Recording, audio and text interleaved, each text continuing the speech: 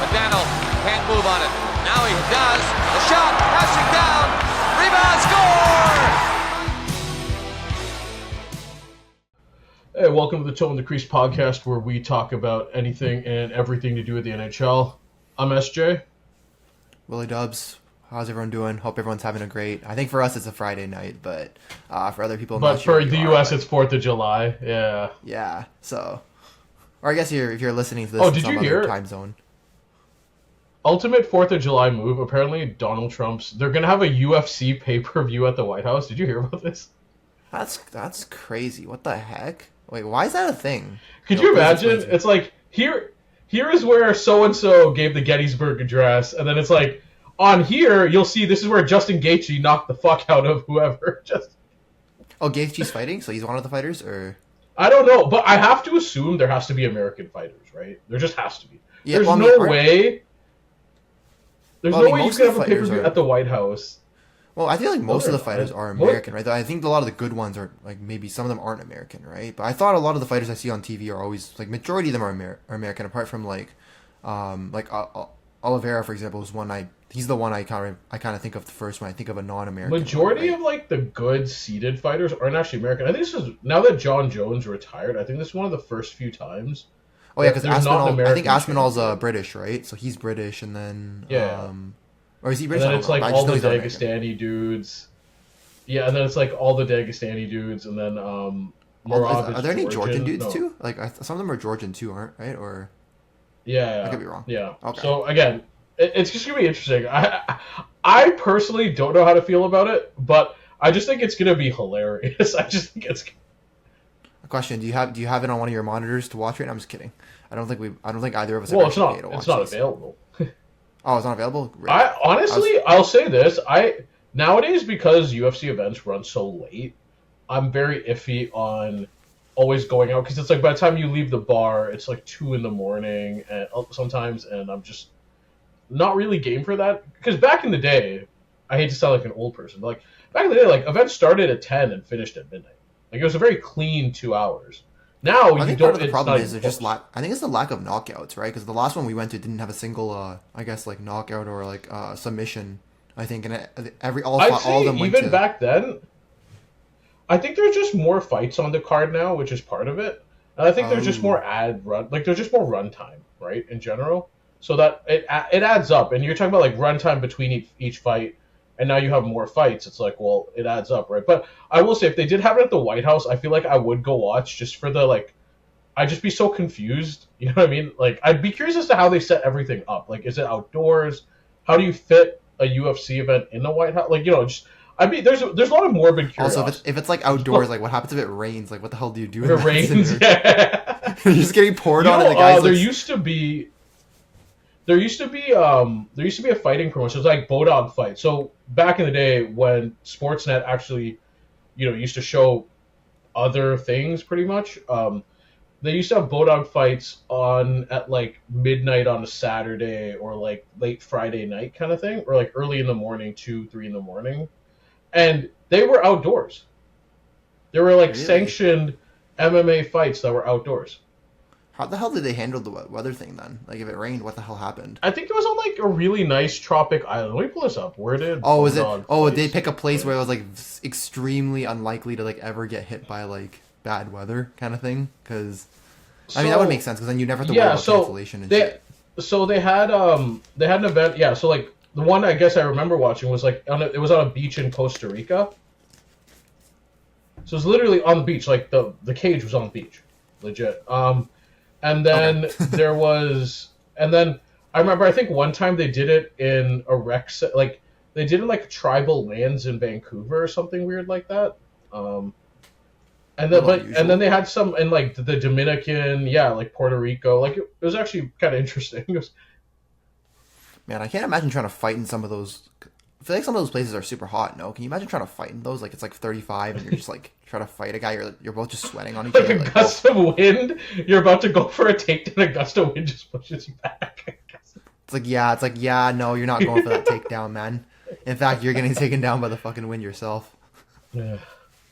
All right. Well, like it's funny too, because I will say it's interesting how like other sports are doing the they're moving things around to different venues. Like obviously we've had the Winter Classic and the outdoor series in hockey. We had the Field of Dreams game with that Field of Dreams baseball. Game was sick. I love the field. I don't know. Maybe again, I don't watch a lot of baseball. At least the Tim Anderson home run at the end of that was that was just such an iconic ending for sure. And then if you remember, like the NFL's done games obviously in Germany. Granted, like they did one in Mexico City where the elevation caused the score to just be ridiculous. And yeah, so like I'm surprised UFC. It's not surprising me that UFC is moving it to a different venue, like in terms of trying something, because all the other leagues have. It's just surprising to me that it's the White House, I guess. I know, but I think the UFC have done it. They've done a couple in Abu Dhabi, right? Like I know they've at least moved. Yeah, for sure, but not not. But like it wasn't like in the political leader's house kind of thing, right? Yeah, they have to call it capital punishment, right? 100%. That's a sick nickname. Maybe they're gonna hire UFC you for some capital branding. punishment. Bro, you're and like Bruce Buffers. Oh. All right. So all 4th of July and UFC related activity aside, this is a hockey podcast, so we are going to talk about hockey. So we decided to kind of do this podcast. It's a post-draft, post-free agency podcast. I know a lot of people are talking about like winners and losers, who won free agency, who lost, stuff like that. I don't really want to do that because I think it's kind of – I think there's teams that make good moves. I think there's teams that make bad moves. I think there's teams that do things that make sense in a vacuum, but overall maybe doesn't add up. And I think sometimes like a lot of life is gray. It's just very few black and white. And I kind of feel the same idea here. So we decided to just talk about a bunch of teams, for better or worse, that interested us. And I think that will kind of do a good encapsulation of what happened basically after the draft and free agency. Yep, sounds good. I think for this pod, I think we picked a bunch of teams. I think we honestly between both of us, I think we probably end up going to cover half the league. I think realistically, so half the league probably gets covered. I did do a count, so it is like half the league essentially in a nutshell. Definitely a thorough job for sure. It's obviously we ignored some teams that didn't make many moves, but we kind of picked the ones that made a decent amount of moves, and then we just kind of rolled from there. It's not fun to analyze a team that's pretty much the same as from the last season, right? So, well, I think the other thing too is there are teams also that there's some teams that had to make moves to shed salary because of where they were, and I don't really want to evaluate that too hard. Like I think Colorado having to trade Charlie Coyle, for example, Dallas losing Dadonov, losing Dadonov and some of their depth pieces. I think those are moves that had to be made just to get under the salary cap. There's nothing to really evaluate there, right? It's teams that are on the step of being a Stanley Cup contender or Stanley Cup contenders that have to make moves to be cap compliant. That's not really interesting.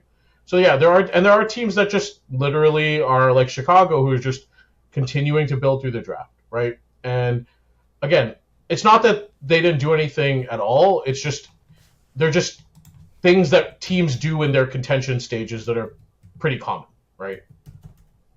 Yeah, that makes sense. So I guess the first team I want to talk about is, I feel like we got to talk about them. Like Florida's just on the time to hunt again. That time to hunt hashtag, first of all, is my favorite sports related, like in terms of relating to your team. That's my favorite hashtag.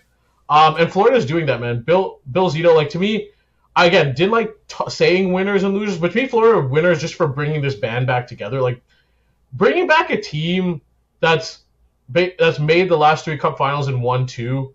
I mean, how can you say anything else? I think a lot of people are shocked they managed to get the whole team back together, right? Because I did see a few rumors floating around that there was a chance that Ekblad was looking for 8-9 million. I think he ended up signing for what? Was it 6.1? 6.5? I don't remember the exact number, but he signed for way less than he could have got on the open market, which I think speaks to how badly these players want to come back. I do think I know people are going to mention the tax-free shit, blah, blah, blah. I feel like, yes, that has it does have an impact. We will acknowledge that. But I think it's more the team culture, right? I think you saw the way they partied after they won the cup and like how much fun everybody looked like they were having. I do think a part of that played into it because everyone's be like, oh, this is a fun-ass team to play for. We're winning too. It's like, why wouldn't I want to come back? And I think Marchand also recognized the same thing. I think he signed for probably a little bit less than what he could have probably gotten on the open market too. So, and I think now the only player that they're probably going to lose is Rodriguez. But I mean, you had to lose you had to lose somebody. You couldn't keep every single person around, even with a rising cap. Well, what's crazy is, so Florida plays a very unique style, right? It's a very high pressure forecheck. It's it's a very cycle heavy pressure offense as well, right? When it's going, and you saw that in the playoffs. And I thought what was interesting is what's separated Florida from every other team, I felt like, is the ability to do it through all three of their major lines, right? And now, and I thought in free agency initially, okay, they might lose one of Marchand, they might lose Ekblad, maybe they lose Sam Bennett if he just gets the bag from a team. And I'm like, nope, that's going to impact to some capacity. Yeah, right? It's going to impact to some capacity the way they built this team. And now, no. And what's scary is... can't have any impacts when you bring back the whole band, right? You're rolling together a team. Plus, I do think that they're going to get better, too, because Marchand only had less than half a season kind of gel with the team, right? Now you give him a full training camp, a full year to kind of gel with his teammates, because that was like you said, that's probably one of the most overqualified third lines, right? Give him more time with those guys, and now I guess their play chemistry is going to be even better, right? And what's crazy too is they kept what I think is the most overqualified third line in history potentially together. Like, I know HBK with Hagelin, Bonino, and Kessel was one thing. This line, honestly, with Lusterine, Lindell, and Marchand is a whole different thing. It's a whole different animal. And if you watch the way they play together, it's the perfect two-way third line that can not only forecheck strong, that can put up pressure defensively. It'll score 3 on you in a game, no question, right? And I have to give Bill Zito the ultimate credit for this. Is if you look at the team, one thing you always worry about with teams that are contenders is cost certainty. They have their core pretty much locked up for at least the next 5 years for the most part. The only 2 guys you're worrying about them signing in the next year or 2 are Mikkola and Lusterinen, and obviously the goalies. Like, the goalies are both coming up next year, but Bobrovsky's $10 million comes off the book next year, and even if he gets re-signed, it's not going to be to that amount. So there's a real chance that they could maybe they lose Mikkola, maybe they lose Lusterinen potentially, but there's a real chance this team's going to be together for a long period of time. And the other thing too with all this cost certainty that people don't factor in is, I don't know if people realize this, Florida hasn't made a first round pick for the last 4 years, right? And if it's funny, the last first round pick they made, the last 2 first round picks they made were Lundell and Samoskevich. So when they do make first round picks, they're actually pretty good. But outside of that, they haven't made first round picks for the last 4 years. I think this year they didn't have a pick till the 4th round, if I remember correctly. And now you have all these guys locked up. It's more likely you can actually keep these picks and maybe make and if you're worrying about guys leaving outside of the core, you can use those first round picks on players potentially, which will be interesting considering they have the 2 first round picks they made have done well in spades, right? So it's just an all around great job by Bill Zito, and at a time where Dallas is shedding guys, Colorado is shedding guys, Edmonton is shedding guys, those guys are your competition. Florida's keeping their guys. I'll say this, a 3-peat won't be crazy to me. They're probably the betting favorite going into next season. I did have a look at the Panthers, draft picks coming up. They don't have their first, I think. I don't think they're first for the next 2 years, but I mean, whatever picks they have further down the road, if they want to try something like what Tampa did, where Tampa kind of packaged a bunch of futures for a young player like Hagel, right? You saw how well that worked out. I feel like if Florida gets to the point where they know Lusterinen's walking, or I guess Mikkola's walking, they could even try going down that route. I wouldn't put it past Zito to try something like that either, right? So, I mean, this team's just well equipped, I think, for the next 5 years, roughly, I'd say. Because for the next 5 years, Barkov, Kachuk, Reinhart, Bennett, Verhaeghe, and I guess Marchand, albeit he's going to be aging and his play will probably decline over the course of the 5 years. I mean, they have all those guys locked up, right? And then the same with Lindell, too. He's also locked up for the next 5 years. So, 5 years of basically watching what their... I want to say essentially those are probably their best 6 forwards, right? So... that's all sorted. Yeah, 100%. Plus their D-man too. I think best 3.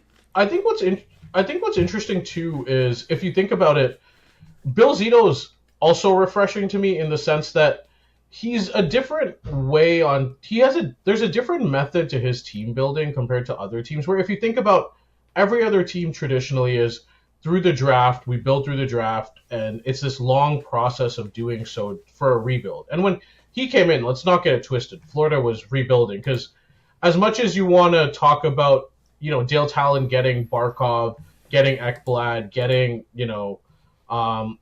signing Bobrovsky, like he made a lot of mistakes. So Bobrovsky, what I could argue, was an albatross for a time. And we talk about the Riley Smith, Jonathan Marchessault debacle at the expansion draft. Yeah, there were a lot of moves that Talon made that weren't good moves. But Bill Zito came in, and it's interesting because, like I said, where you look at it, like, again, a guy like Jim Nill, like develops through the draft. Bill Guerin to an extent very similar. Bill Zito's Bill Zito and his staff, the pro scouting has been incredible. Like, they've identified guys for whatever reason who are either underutilized, who they thought could be in a bigger role and could do better, and they went out and got those guys. Like, outside of Barkov, Ekblad, and Bobrovsky, the rest of this is all Bill Zito acquisitions, pretty much. It's guys he's drafted or guys he's signed. He's traded for, or he's guys he's taken a chance and traded for, right? And a lot of the guys he's traded for, he didn't have to give up a lot of value to get them, right? Because Bennett was, I think it was a second round pick plus a fourth. A second round pick. Reinhart was like a first, but like a first for him was fine. It was just one first. It wasn't a very high first in the end, anyways, because of how well the team has done since. And then again, the guys Marchand was a conditional first. Conditional first. I mean, Jones was yeah. And then Samoskevich and Lundell were actually one of their few drafted like first rounders that they did have. So sort of everything's kind of, I don't want to say everything's hit for them, but I mean everything's hit. Oh, he's on a generational run. Like he's the best Zito in sports, which is saying something considering Barry Zito won a Cy Young. But it's just one of those things where it's cool because it's a different approach to team building than what we normally see. And it's an aggressive approach to team building, which I really like. It's identifying your guys and getting them, basically. And again, it's his pro scouting, which is the opposite of what Detroit's been doing. We'll talk about them later. But like the pro scouting has just been incredible in Florida. And again, like for example, coaching too. Andrew Brunette wins the conference, was the 1 seed that 1 year. He identified the guy he wanted, and he fired Brunette and got him. Like I think what he's been doing, like I'm surprised he hasn't made a heat check trade yet. Like I'm surprised he's not feeling himself walking in Vince McMahon style and like just tries to make a trade for Pasternak or do something crazy just because he's hit on everything. But overall, yeah, Florida to me, if I had to declare a winner, they would be the team without question. Well, I mean, I feel like if someone calls him a loser, he probably deserve to get shot and hung in a parking lot or some shit. But I don't really. I don't know which. Probably the salty fans, but I would say like, don't think anyone could say don't think anyone can say that they're not a winner, and don't think anyone can say that they're a loser. Like if you say they're a loser, then you deserve to. You're not a true hockey fan. Sorry, bro. Like Florida's time to hunt. They are not Goodwill Hunting next year. Like they are not playing around. And the scary part is too. The scary part is too, like I don't want to say they've mastered the regular season, but they weren't the home team in any series this playoffs, right? If I remember correctly. They weren't versus Tampa. They weren't versus. No, Edmonton. I think the finals would they or am I wrong about that? Oh yeah, that would have maybe that would have been. No, yeah, I that's think the only Edmonton one though. Was. I don't. Okay, but my point is like they weren't the home team for most of this playoffs, and now that you think about it. This is a team that's kind of learned how to play through the regular season and pace themselves because they do play there's one thing about Florida is they play the same style they do in the regular season as they do in the playoffs. Yeah, that's what I thought. Edmonton was the home team. But I mean, they played the road team. They kind of did the. I don't want they say they did the Tampa thing, but kind of like cruise through the regular season and just like just kind of turn it up a notch in the playoffs, right? And they know how to. They have that switch. And what the interesting thing they could do is. They could start moving guys up and down because all three lines play similar style. Like, if guys are like need to rest a bit more, you can say play Lundell as the second line center for a couple games. You can play Ekblad as a power play 1 QB. Like there was times during the year, like before they got Seth Jones, where Ekblad was a power play 1 QB. Then it was Uvis. Then it was Nate Schmidt. Like they rotate guys through the season all the time to keep them fresh to an extent too. I would be again, man. I'd be very scared of. Well, I was gonna joke. I feel like that rotation was more because they couldn't figure out who could be their power play. I think when as a guy from the fantasy perspective, I think I realized none of the three choices they had at the time were really good power play one quarterbacks for them. But I think once they got Seth Jones, they kind of just figured out that was what worked for them, right? I think it also made an easier choice for them when Ekblad decided to get himself suspended. So kind of made the choice for them at that point. So. I just think they have the ability to cycle the guys out though and keep them fresh if they want. Yeah, I think you can key play argument is PP1 they have the instead depth of for that, Jones. right? They're not screwed Yeah. if Jones goes down with an injury. They're like, oh no, we have to play Ekblad at PP1. It's like, no, it's fine. Like you'll be fine playing Ekblad at PP1. Maybe it's not the most ideal. They missed Barkov for parts of the year, and it wasn't great, but they were at least treading water, right? Like, yeah, imagine if McKinnon or McDavid missed time for their teams, right? I think to be fair, I think they were leading the division before I think some of the injuries hit too. So I mean, even if we want to joke that they kind of just mastered chilling with the regular seasons, it seemed like at one point they honestly could have won the division too. Yeah, no, I think Florida to me is the easy early betting favorite, and it's a frightening team when they're on their game. All right, the next team I want to talk about too. So we go from the top of the league to the bottom of the league. Here's the thing. We talk about the traditional way of building. I like what it's funny because I'm rocking the shark fin hat today. But I like what San Jose's been doing, man. I was gonna say for a team that gets a lot of high draft picks. Sorry, what were you saying? Do they have the best forward core in the league? They might, right? Between Celebrini, prospect. I think you got to emphasize by saying prospect forward core because yes. Do they have the best forward prospect core in the league? They have to, right? Is there anyone that has 4 guys of that level of pedigree? No, I don't think so. I think because again, a lot of these guys are high draft picks, right? So I think Celebrini is the obvious one. He's the first one we always think of.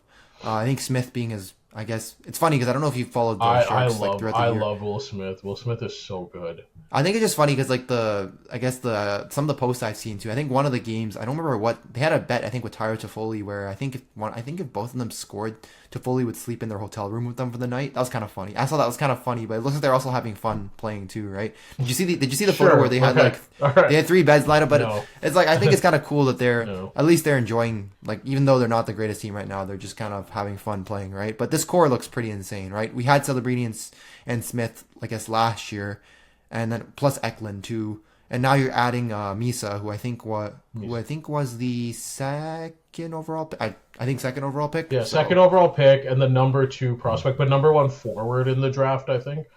The thing I like about San Jose is one thing I do like about teams like this is they have a plan, right? With San Jose, there's no question as to what their plan is. Now, they've been tanking, but now they have their number 1 center and number 2 center in the future, and they continue to do what a rebuilding team should do, right? They sign short-term deals on guys to help the roster move along, and they keep accruing assets. They signed John Klingberg to a short-term deal to help make the defense a little bit better. They identify assets well, I think. Tyler Toffoli to me was a good signing who helped move them along. They took a chance on Philip Kurashev, where I know Kurashev had a bad year or two, but one of those years with Chicago, he did show some promise, right? There was something there. And again, just taking a short-term flyer on Orlov, I like the moves. Those aren't anything that ties up your cap long-term, but something to help the team move along a little bit, right? And also, if you look at their other pick in the first round, it was Ravensburger, who was the goalie, which I like because it's you have Askarov, but you're also just taking another chance on a high-end prospect who might not fit, might not be your goalie right now, but it doesn't hurt to have another guy in the system like that. The only thing I was surprised about is that they weren't in on Dobson as much because they do need a number 1 D-man. Now that I could kind of measure that 2 ways because you could say they have the assets and next year's draft to make a move. But one thing we've noticed about this free agency and the trade market is defensemen are being signed and tied up really fast. So I don't know now that Dobson's been traded, I don't know if there's going to be a D-man coming up that's going to be of that caliber and available in the trade market. So I'm kind of curious to see where they go there. But overall, I just love the process that San Jose is exhibiting.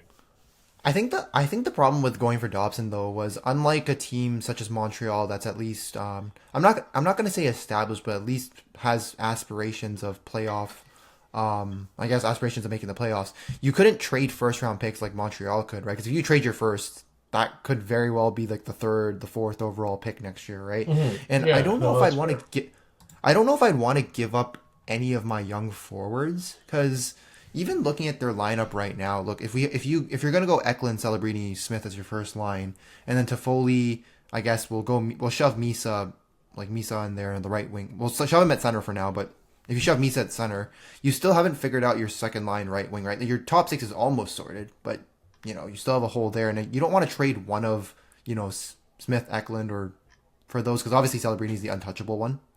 So I just wouldn't want to mess with the top six. Just continue to build up the forwards. And then I guess part of that also, maybe they think Mook is probably the guy they think maybe could be their number one defenseman. You got to I guess they're giving him a run, so Yeah, that might be part of the logic maybe. too. The one thing that I guess San Jose does that I never understand is, I think I understand it because it's they got to get to the cap floor, but they always make those random waiver wire claims that don't make any sense. I think last year was Goudreau, this year was Nick Leddy. The Leddy one's at least a little bit more understandable because it's a 1 year, $4 million. They need to get to the cap floor anyways. It's not going to tie up salary long term. They're not being stupid, such as a team like Columbus, where they're just throwing money around for the sake of having it. And they're throwing around like long term money, right? So part of it doesn't make sense, but at the same time, I can also sort of understand it because it doesn't hurt their cap situation long term. The only thing I do wonder if they think Sam Dickinson's gonna be the guy, and maybe that's why as well. Yeah, But, that's their. I mean, he's their other. I think he's probably their best defensive prospect, right? So because I don't watch a lot of CHL, but I think it was him that was in the Memorial Cup with London this year. yeah, he's I'm a very assuming dynamic he's the kind of Dickinson, right? offensive. Yeah, he's defenseman, good. So, yeah, his good. skating He's is. good. Now, I wish he'd showed that a He's bit more good. for Team Canada, the World Juniors, but that's a totally different discussion, and don't let me start with But that. again, overall, like I like what San Jose is. I think this is honestly, if you're gonna do the draft method, like this is the way you do it, right? You keep you keep signing guys to short-term deals that aren't in your long-term plans. You keep accruing assets correctly. You sign guys who help your team succeed. Like Toffoli helps whatever whatever line he's with, right? And it's not detrimental to your roster in any way. Like Also, I just like all the moves. they're not like an Edmonton. They're not like an Edmonton team that keeps getting handed good picks, right? And just screwing it up and screwing it up and screwing it up. You remember the Oilers in the 2010s. Oh, I think you'd be like, they're not a team that gets handed good picks. I'm like, shut the number one and number two pick. What do you mean? Yeah, but they're not handed the picks and they keep screwing it up, right? Because like they've, Oh, okay, they didn't. yeah. They also haven't blundered that. Because like, look, the picks they've made have been like, I think everyone would tell you that's who they would have taken, right? Celebrini was the obvious choice, number one. I think Smith was probably the right pick in his year at number 4, and then Misa was the best forward available, right? I like that they're not doing anything stupid with their picks, because the one thing I hate with teams that have high picks is sometimes they pick those. I don't know if we'll end up discussing this at some point in the future. I hate when they pick those high IQ kind of players, not the high skilled, like dynamic kind of like players. Because my whole thing is, realistically, you can always draft a high IQ guy later. It's like the high skill, like elite, I guess the high elite skill players, like those are the guys you want to take swings on higher in the draft, right? Because you want to go for the most, like, the highest possible potential players, right? Because you want to get the best possible players available. Wait, what's your most obvious example of that, would you say? So I guess maybe it was like the Kraken when they took Beniers. Because Beniers was more of a high IQ. But who would you have taken over him in that situation? Tough. Okay, I'd have to look at the draft year again, because I know a lot of people were. I don't think Beniers was to go 1 that year, so I'll pull it up. I'll pull it up real quick. But Beniers, I guess remember his draft year, because there was a guy I remember from that year specifically. I'm not gonna say I was pining for, but I guess again, this is also hindsight is 2020, right? I will admit that, like, now that it's been a few years, it's obvious. It's easy for me to be like, oh, you should have taken, X guy, right? selections by round. No, So I here, don't. have it I was up just here. curious, like, what would be an example? Just 'cause, even if it's wrong, I'm just curious. Like, But I guess, like, you overall, could, there's a again, few guys you've gone, like McTavish, Gunther. Like, I think McTavish and Gunther are the two that come to I mind the love most. Dylan. You know how much I love Dylan Gunther. You love Dylan Gunther, and McTavish is a big body. He's also very skilled he's actually skilled for a big body guy. He's not a guy that relies on his size. McTavish was in that draft? Yeah, McTavish was the one that went right after Beniers, Oh, okay. funny enough. Oh, okay. So at least Anaheim did something right. I think McTavish is really good. Like, they put him, his deployment is all over the place, but I think he's really good, too. Also, same thing with Ken Gunther, Johnson, though, too. Gunther is a stud. Gunther. Like, I know Ken Johnson doesn't shoot very much, but he's very, like, very high skilled. It's just, can he put it all together? Okay. But I'd rather have that than somebody who's kind of just meh. No, that's fair. All right. But yeah, overall, again, like, love what San Jose is doing. I think them and, like, Chicago to a lesser extent is just how it's team building 101, right? And people take that people say that, oh, that should just be obvious, but you'd be surprised, man. There's not a lot, like, look at Buffalo, for example, right? Not every team does it right. All right, moving on to another team in the Pacific. Good transition. Vegas, I think, has to be another team you look at favorably. Like, I mean, somehow they have more. First of all, somehow they have more, I guess, more loopholes with their roster than, like, businessmen in the Cayman Islands. Like, I don't know how. Like, somehow Pietrangelo is hurt. I'm not questioning the validity of LTIR. It's just funny how, coincidentally, every time they need to sign someone, somebody else is on LTIR. I think they're the team that leverages it the most compared to I guess all the other teams in the league, right? It's always, oh, we need to sign this guy. Oh yeah, he's probably never going to play hockey again. We've shipped him off. It's one of those things that looks suspicious, but you can't really question it, right? Like, you can't, like, I don't think the NHL is going to, because there's a whole process to get approved for it, for sure. But like, if you're Vegas, you have to call. Yeah. At the end of the day, if you're Vegas, man, you have to call them winner. Like, they got the best UFA available since John Tavares was probably the last one. Like, how often do you get a 90 to 100 point winger who also plays Selke level defense in free agency in his late, like, mid to late 20s? Never happens. Well, they also signed him for ice. Also, they got him signed for a pretty reasonable cap compared to what. Yeah, he basically ran his price. Because people were saying he could have gotten So people were saying when before Rantanen signed his extension with Dallas, for example, just one other example of another guy that could have been a free agent in this class. They were saying he could have gotten 14 or 15 from a team such as Columbus, easily. Or, like, even Chicago could have thrown that at them, like, right? Marner could have probably gotten something similar, maybe like 13 or 14. I'd say. I'd probably argue Rantanen is maybe the better player, at least in terms of being clutch. Shots fired as a Leafs fan there. But I mean, they got him for what, 12 mil, which I think was. Yeah, no, and it's one of those things where I think he just wanted to go to a winning team, and he was willing to. Obviously, he wanted to get paid, but he bit back on just chasing the bag, the absolute bag. Because Chicago, Detroit. Try to think of another, San Jose, like, those teams would have easily, the Ducks would have easily thrown money on him. No question. Can you imagine him imagine him on, like, if the Sharks threw that money at him and they were like, yeah, it's like, now it's like Celebrini, Marner, and Smith on one line. Jesus Christ. That'd be fun. Yeah, and, like, anytime you get the best UFA available, and look, people shit on Marner for the playoff aspects, and there's fair criticisms there, but overall, he's a really good player, right? And they didn't really lose much. Like, there was this weird rumor that Hurdle was getting traded at one point to Carolina, which didn't happen. But they kept their center core. So.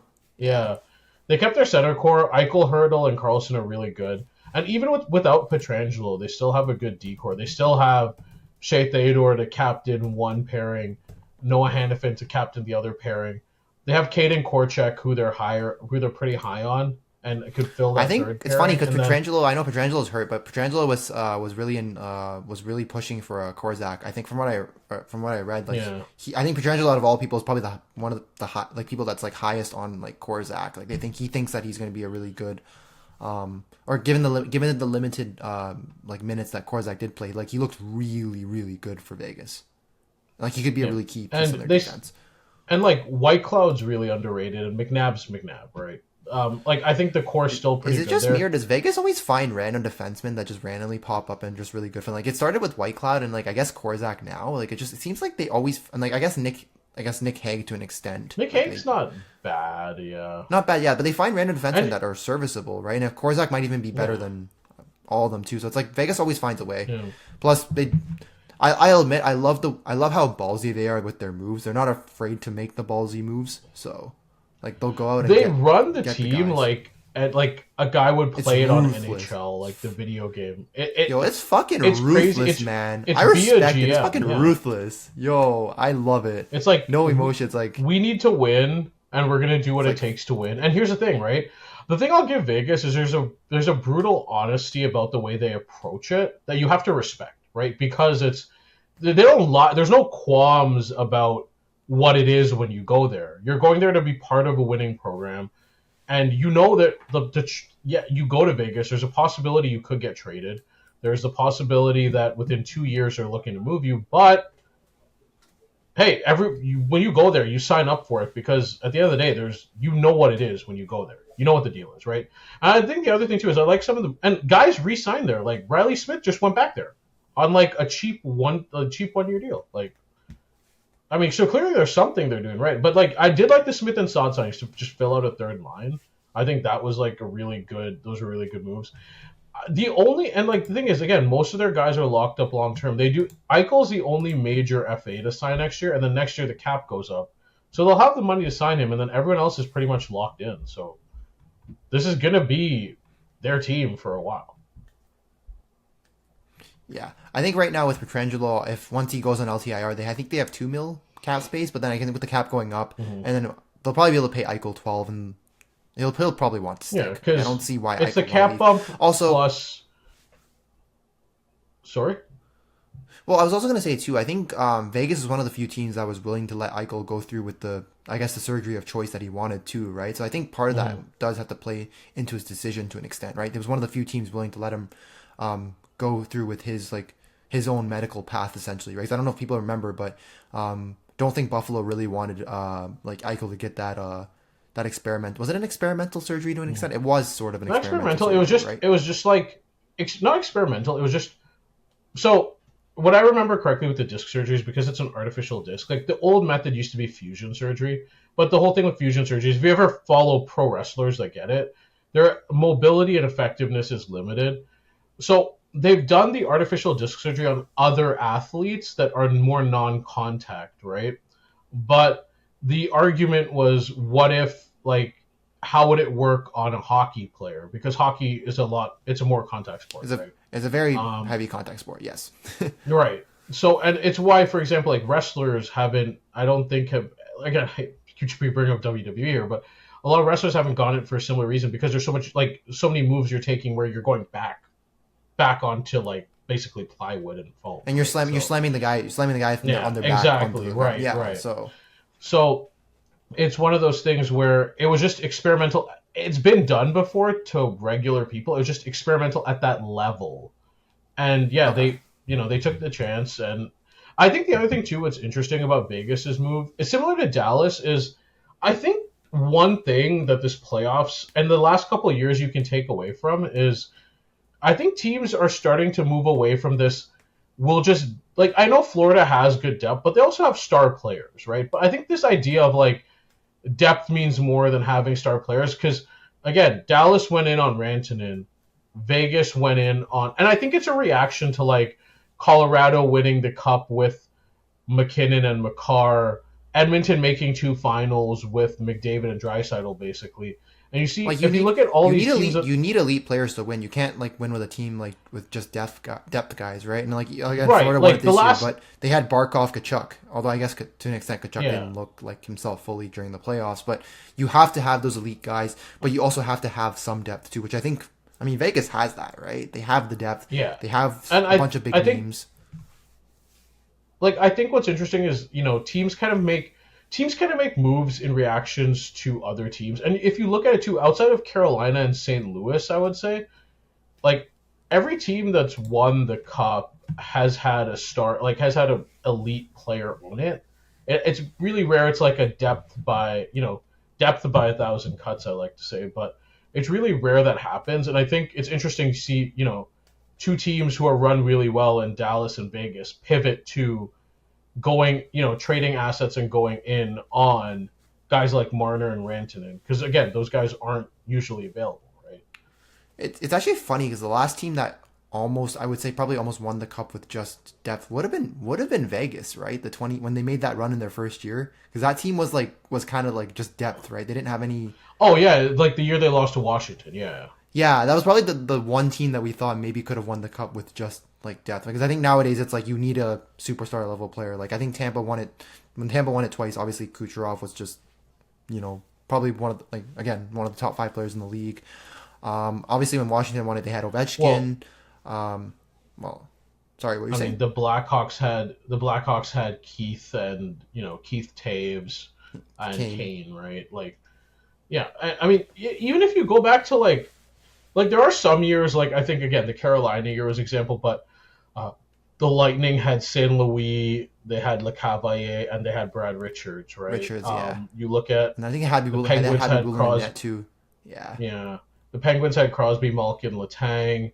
The Blackhawks again had Kane, Taves, Keith, right? Like Hall of Fame level guys, basically, on these teams. And I think there was this idea of like, and again, people that say like Barkov to me is Bergeron after Bergeron. Like he counts as a star to me. So it's like, all these teams it's interesting that the teams who normally you think of Vegas as more of a depth team, you think of Dallas as well, and now they're even going in. And Vegas going in on this move, I think just fortifies this idea of you need those star players, right? You need at least one or two, and then you can figure out the rest of the team from there. I know it sounds very obvious, but like it's just interesting to see teams make, like, as soon as these guys potentially become available, contending teams are like, hey, this might be working right now, but we need that upside, and we're gonna go get it, right? Yeah, I have to consider them a winner just because they got the best free agent. And again, it's the cost certainty in the core, plus how good this team looks. And with Edmonton shedding a lot of players on the roster, like, if Adin Hill plays well, this could be the year where Vegas ends up being the rep from the Pacific. Now, if I'm Vegas, maybe you send a hitman after Adin Hill and you just be like, yeah, he's on LTIR now. here's our next goalie coming in. Although I was gonna joke, it does suck. Sorry, what were you saying? Who would be the replacement goalie in that scenario? They'll probably find a way to make a trade for somebody. It's Vegas we're talking about, bro. They'll find a way.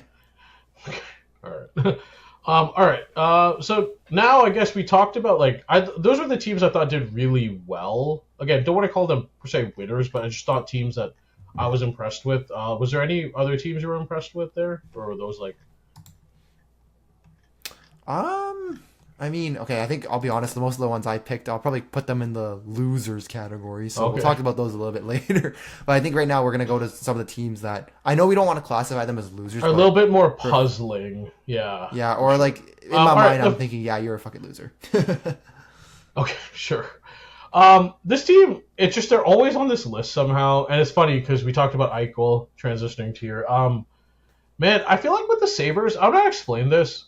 I think it's just like, it feels like they're just always stirring the pot. It's like roster churn with no goal in mind and just hoping for the best. Like they swapped Norris for Cousins at the trade deadline, right? Byron potentially is gone, and then they drafted Radim Mirka with the top 10 pick. And then it feels like, for example, like Tuck next year doesn't fit their timeline. He feels like might be replaced by Quinn. And then like Peterka also got traded too. And it's just like, somehow, I don't know, it's weird. It's like you look at this team with all these picks they've had, and like quality players too. Like Rossman Dahlin's a really good player. Tage Thompson is a really good player. Like UPL at times has looked like a really good goalie, but it's like the roster still feels thin, and there's no identity. Like when you talk about teams that have identity, like Florida, for example, Buffalo's the opposite. There's no identity with this team. There's no style identity. There's no roster identity. There's just nothing. And I don't understand how that's happened. And the thing is, the Atlantic just keeps getting stronger and stronger. So I don't know like what's going on here. I mean, to me, this team, it feels like every time I don't know. So the way I think about it is, but they're like, it's just they always seem to make a dumb trade out of nowhere. Though. Yeah, but they always seem to make a dumb trade out of nowhere. But it's like, okay, so for example, I can start with the Reinhardt one. It wasn't a great trade at the time. It looks even worse now in hindsight. So I'll give them that. It wasn't great at the beginning. So I'll just give them. I don't want to brutalize them too much on that one. But like, I think the Paterka one just kind of really irked me, right? Because you have a guy who's I guess a 0.8, roughly like a 0.8 points per game kind of player, and you traded him essentially for Kesselring, who could be. I guess theoretically could. I like Kesselring as like a second pair right-hand D-man. I think he's solid. He's solid, but like, is it really worth a 0.8 point per game player? Plus, Josh Doan doesn't do very much. Like, I don't want to, maybe not to be a dick about him, but the best thing going for him is that he's Shane Doan's son. But that's what I mean. It feels like roster churn, right? Because Byram seems like he's gone, so it's like in comes this guy, but we had to give up Paterka, which felt really heavy to your point. And now it's like we gave up Paterka. Here's Tuck, who's probably gonna like cement on the second line, and then. But next year, Tuck's 29. Are you going to sign him to fit this timeline? And if you're not, well, here comes Quinn. And it's just like, again, it just feels like you're cycling through all these guys, and there's not a plan in mind. And that it's quite disheartening to see with as many picks as they've had. And it's not like the guys haven't panned out to an extent. Like, I know Power hasn't been what we thought he would be, but he still looks good. Dahlin, like I said, looks great. Like, Tage is good.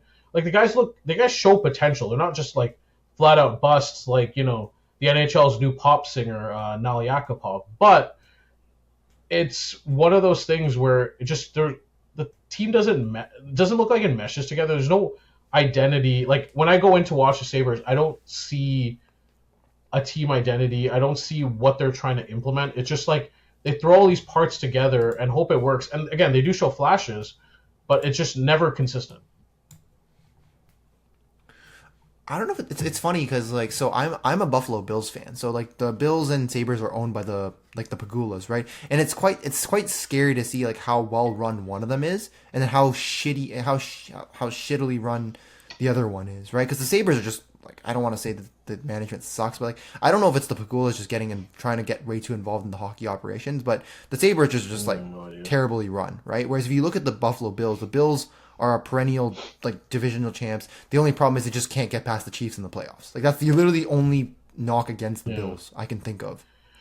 But it doesn't make sense to me because there's one is run so well and the other one is so shit. The only saving grace I can give the Sabres, and this isn't even really saving grace, is like using the Bill Zito example. Sometimes it just takes one GM. And I know that's not a great, not the greatest answer. But well, it's not. You Fucking look at like Kevin how Adams, bad, that's for sure. But you look at Florida and how bad they were before Bill Zito came in, and they were the joke of the league at one point, and now they're the class of the league, right? And and like, I hate to use Bettman's example, but he said, even with the tax advantages, people weren't going there before, and now they're a force, right? And it's one of those things where the only saving grace I have for Sabres fans is like when Adams gets fired, because he's probably going to get fired, like.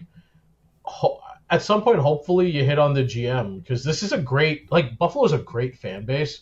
I go back sometimes and watch like the Stars Sabres '99, and like Buffalo fans are crazy, and like the atmosphere's so good, but it's like they had nothing to cheer for outside of them going back to the nice blue jerseys. That's it. Also, maybe this is just me, but like even with their like other guys, they're not really good with asset management, right? So. When they made the trade for when they traded Cousins for Norris, they also got back Jacob Bernard Docker, right? And like in his 15 games with the team, he looked like a solid right-handed defenseman. Could play second or third pairing kind of minutes for them. But I guess because maybe they thought, we're getting Connor Timmins and Michael Kesselring, they didn't even bother to extend a qualifying offer to Bernard Docker. And I feel like that's just even the little things. Like, you're not. Like, why? That's such shitty asset management. Like, why not throw him a qualifying offer and then, like, you could at least dump him for an asset? Instead, you basically lost him for nothing. So now the Cousins trade is what? Cousins for Norris. It's basically 1 for 1. Yeah. And you got the guy that's hurt more often, too. The guy that's usually hurt and barely plays. Great. Like, you know. It's tough, man. Like, the only joke I can make is, he can't be shit if he's not on the ice, I guess. But it's the only thing I can really say about that. Yeah, it's tough. I feel bad for Buffalo, man. All right, moving on to the other team here. This is the one I hated the most. The LA Kings. Look, okay, if people want to understand what the Ken Holland era is, this offseason is welcome to the Ken Holland era. Look, when they hired Ken Holland, I knew it wasn't because they were going to rebuild. Because you know what Ken Holland does not do? WillyDubz, Ken Holland does not do rebuilds.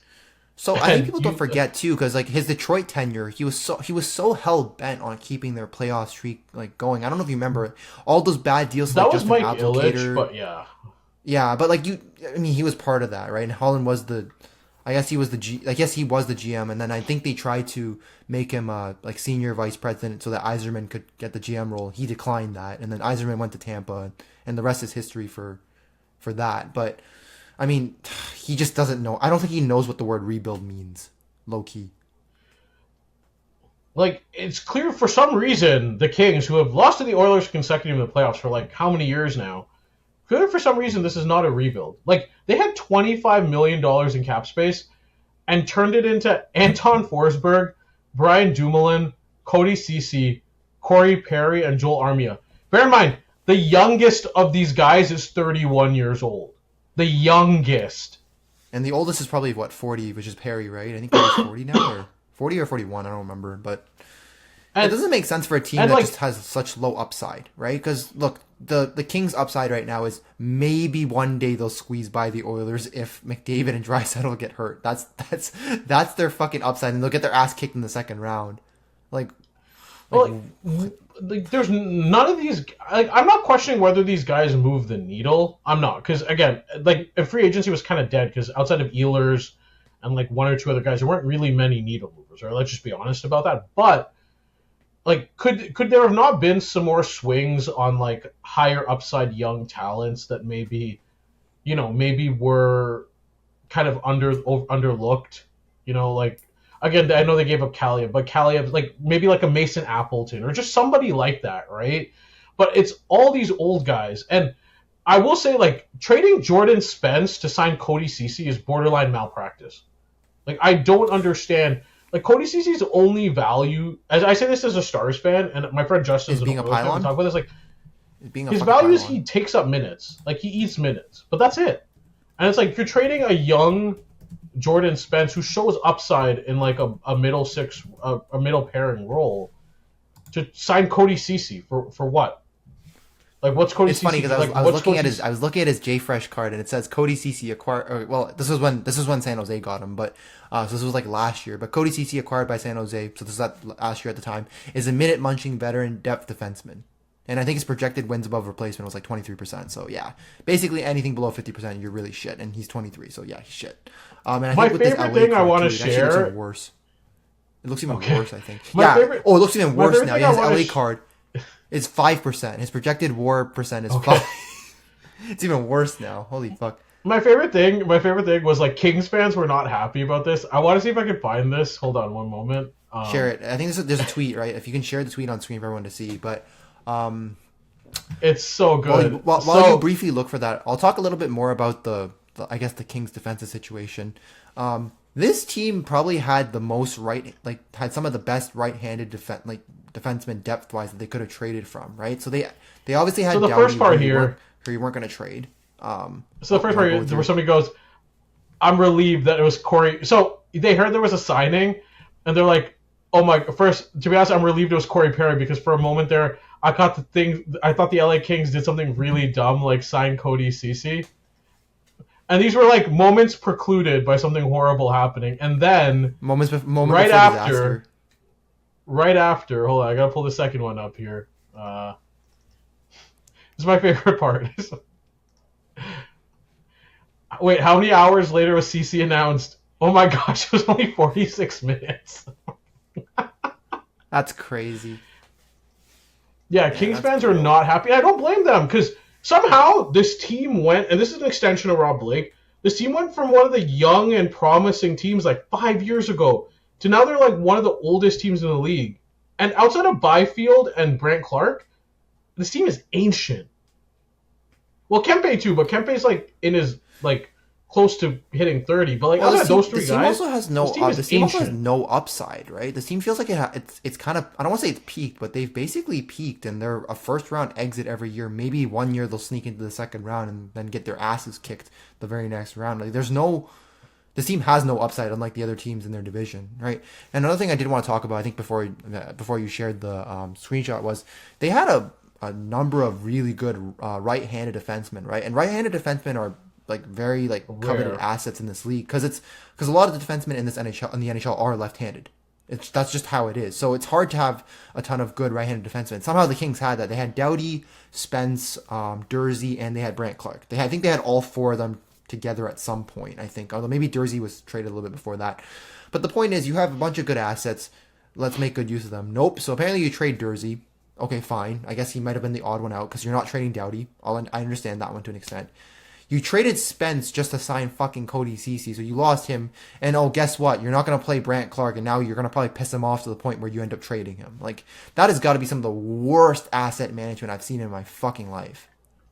Well, also the other thing, and that's not even including Sean Walker and Matt Roy, who they also had as well, if I remember correctly. So it's like... Well, Roy was left-handed, but like Roy was one of the best penalty killers in the league, and you let him walk for nothing. But my point is, it's just all these quality guys who are gone, and now you're signing all these vets, and it's like, what's the point? Like, this is malpractice as a GM. Like, I'm sorry. Again, not saying, like, what's the downside instead of Joel Armia or, like, I don't want to say Corey Perry because Corey Perry is good in the playoffs, and maybe they're just trying to get the lucky magic of Corey Perry to make the finals and lose. But outside that, like, what's the downside? Like signing a guy like Apple, like re-signing Kaliev and maybe hoping he shows something again. Like, what's the harm in that versus like these older guys? I don't get it. Like, I don't like where this is going.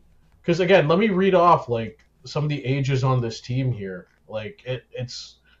Kopitar's 37, Danault's 32, Trevor Moore's 30, Armia's 32, obviously Perry's 40, like Doughty's 35, Cece's 31, Dumoulin's 33, Edmondson's 32, and these are guys playing size, and that's Kemper's 35 and Forsberg's 32. So it's like, what are we doing? I'm not gonna lie, they're basically like a couple years away from just bottoming out. Like that's where I see this team going. They're gonna bottom out in a few years once all these, like, because realistically, what's holding this team together is probably what Kopitar, Danault, and some of the other, like some of the not so bad older players essentially. But they're all gonna age, and this team's just gonna bottom out from there. And then Ken Holland's gonna continue to fill it with shitty older veterans, and then this team's gonna eventually gonna do this bottom thing. out. I feels like he's just gonna do that thing where he keeps like signing these vets to just try to make an 8 seed. Because again, you don't sign Ken Holland if you're trying to rebuild, right? So it's like, I don't know. I just feel so bad for LA fans, man. Like, I thought this team, and I guess some of the prospects didn't pan out, sure, but it's like the team building itself has just also not been very good as well. Yeah, when I saw the Ken Holland hiring, I was just I kind of you know when you see something you just get like a sense of dread. That's kind of what I felt.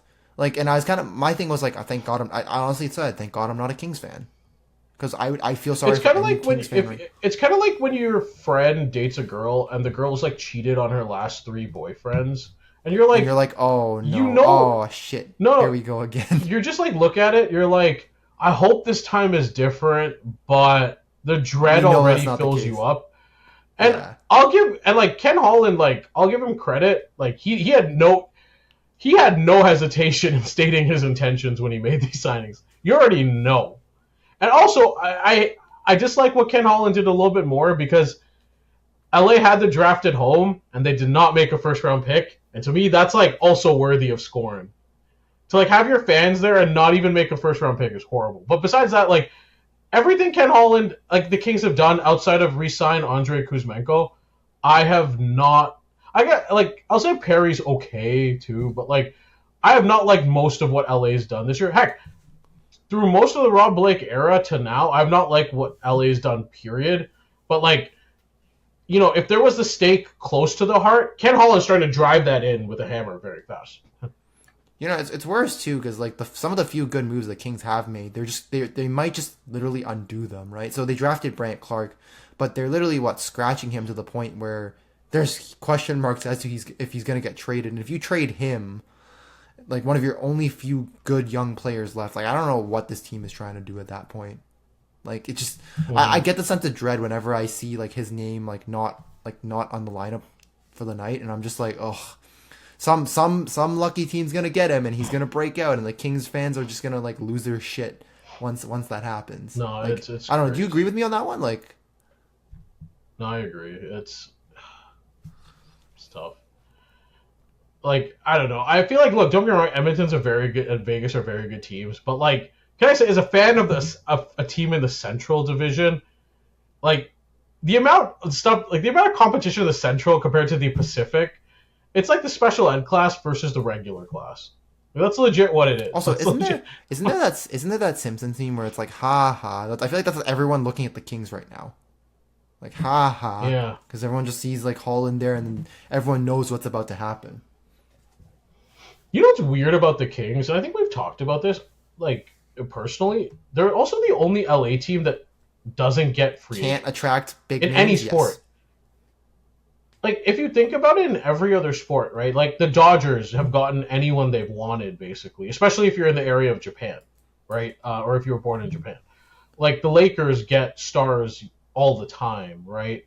Even, it's crazy, too. Even if you think of, like, the Rams have Matthew Stafford wanted to go there. They just moved there recently, right? Matthew Stafford wanted to go there. Devontae Adams decided to sign there. Jalen Ramsey wanted to get traded there. Like, they get guys, right? LA's like the one sports franchise where like guys just don't want to go to LA. Yeah, they'll go to Anaheim over LA, which is crazy.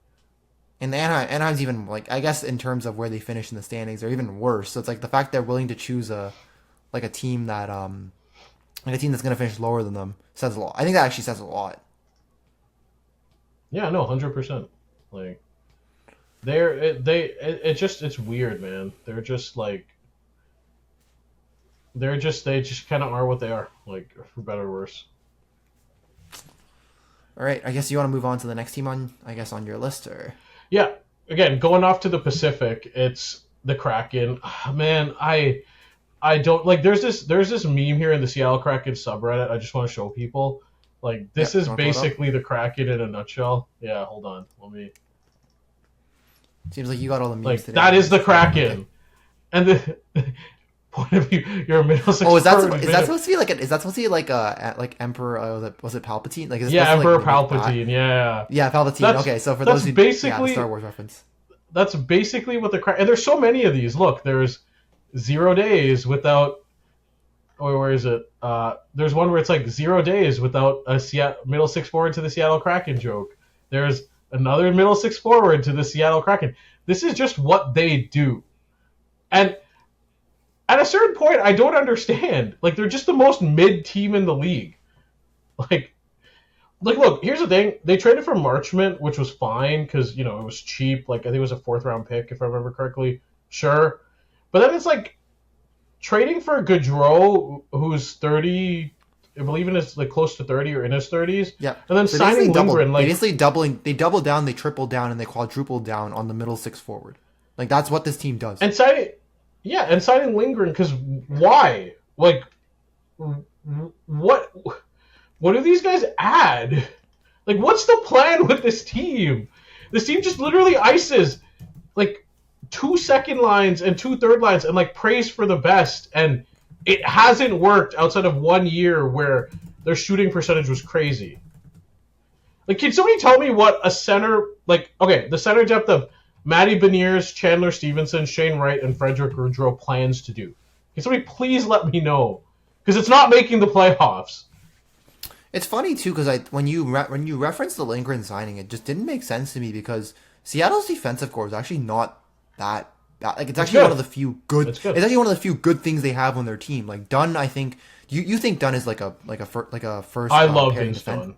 You love Vince Dunn, so like you pair him with a guy like Adam Larson to kind of let him do whatever he wants. That's fine. Jamie Alexiak is pretty solid, and then Brandon Montour, I didn't like the signing, but he's still a good defenseman, right? So that's a good second pairing. Riker Evans as your second pairing pairing, defenseman. Brandon Montour's really overqualified. Good. Like, almost overqualified. Probably almost overqualified to a certain extent. Yeah, and then Riker Evans on your third pairing again. That's also probably overqualified. But then why would you throw? Why would you throw Ryan Lindgren on there, man? Like, why would you just tank poor Riker Evans like that, bro? Nah. Like, it just doesn't make any sense. This team can't make one good move. Like, I'm going to say it. They can't make one good move to save their life. Like, I name me just a also move in don't the last understand, like 5 years, or like I guess they haven't been around for 5 years, but name me a good move in the last 2 years they've made. I did like the Capo trade as like a flyer on a guy, but like what I Okay, didn't that's like understand is one. okay, Though. you have, but like you have Shane Wright, so it's like, but you signed Chandler Stevenson, so now Chandler Stevenson has to play second line, so it's like why not just give Wright the chance or let him sink or swim? Like you signed Gaudreau to fill out the fourth line, like because why, like. And he Also, has that term. Chandler Stevenson deal, like I think everybody in the hockey world knew that deal wasn't going to age well. This is even before he took a single shift with the team.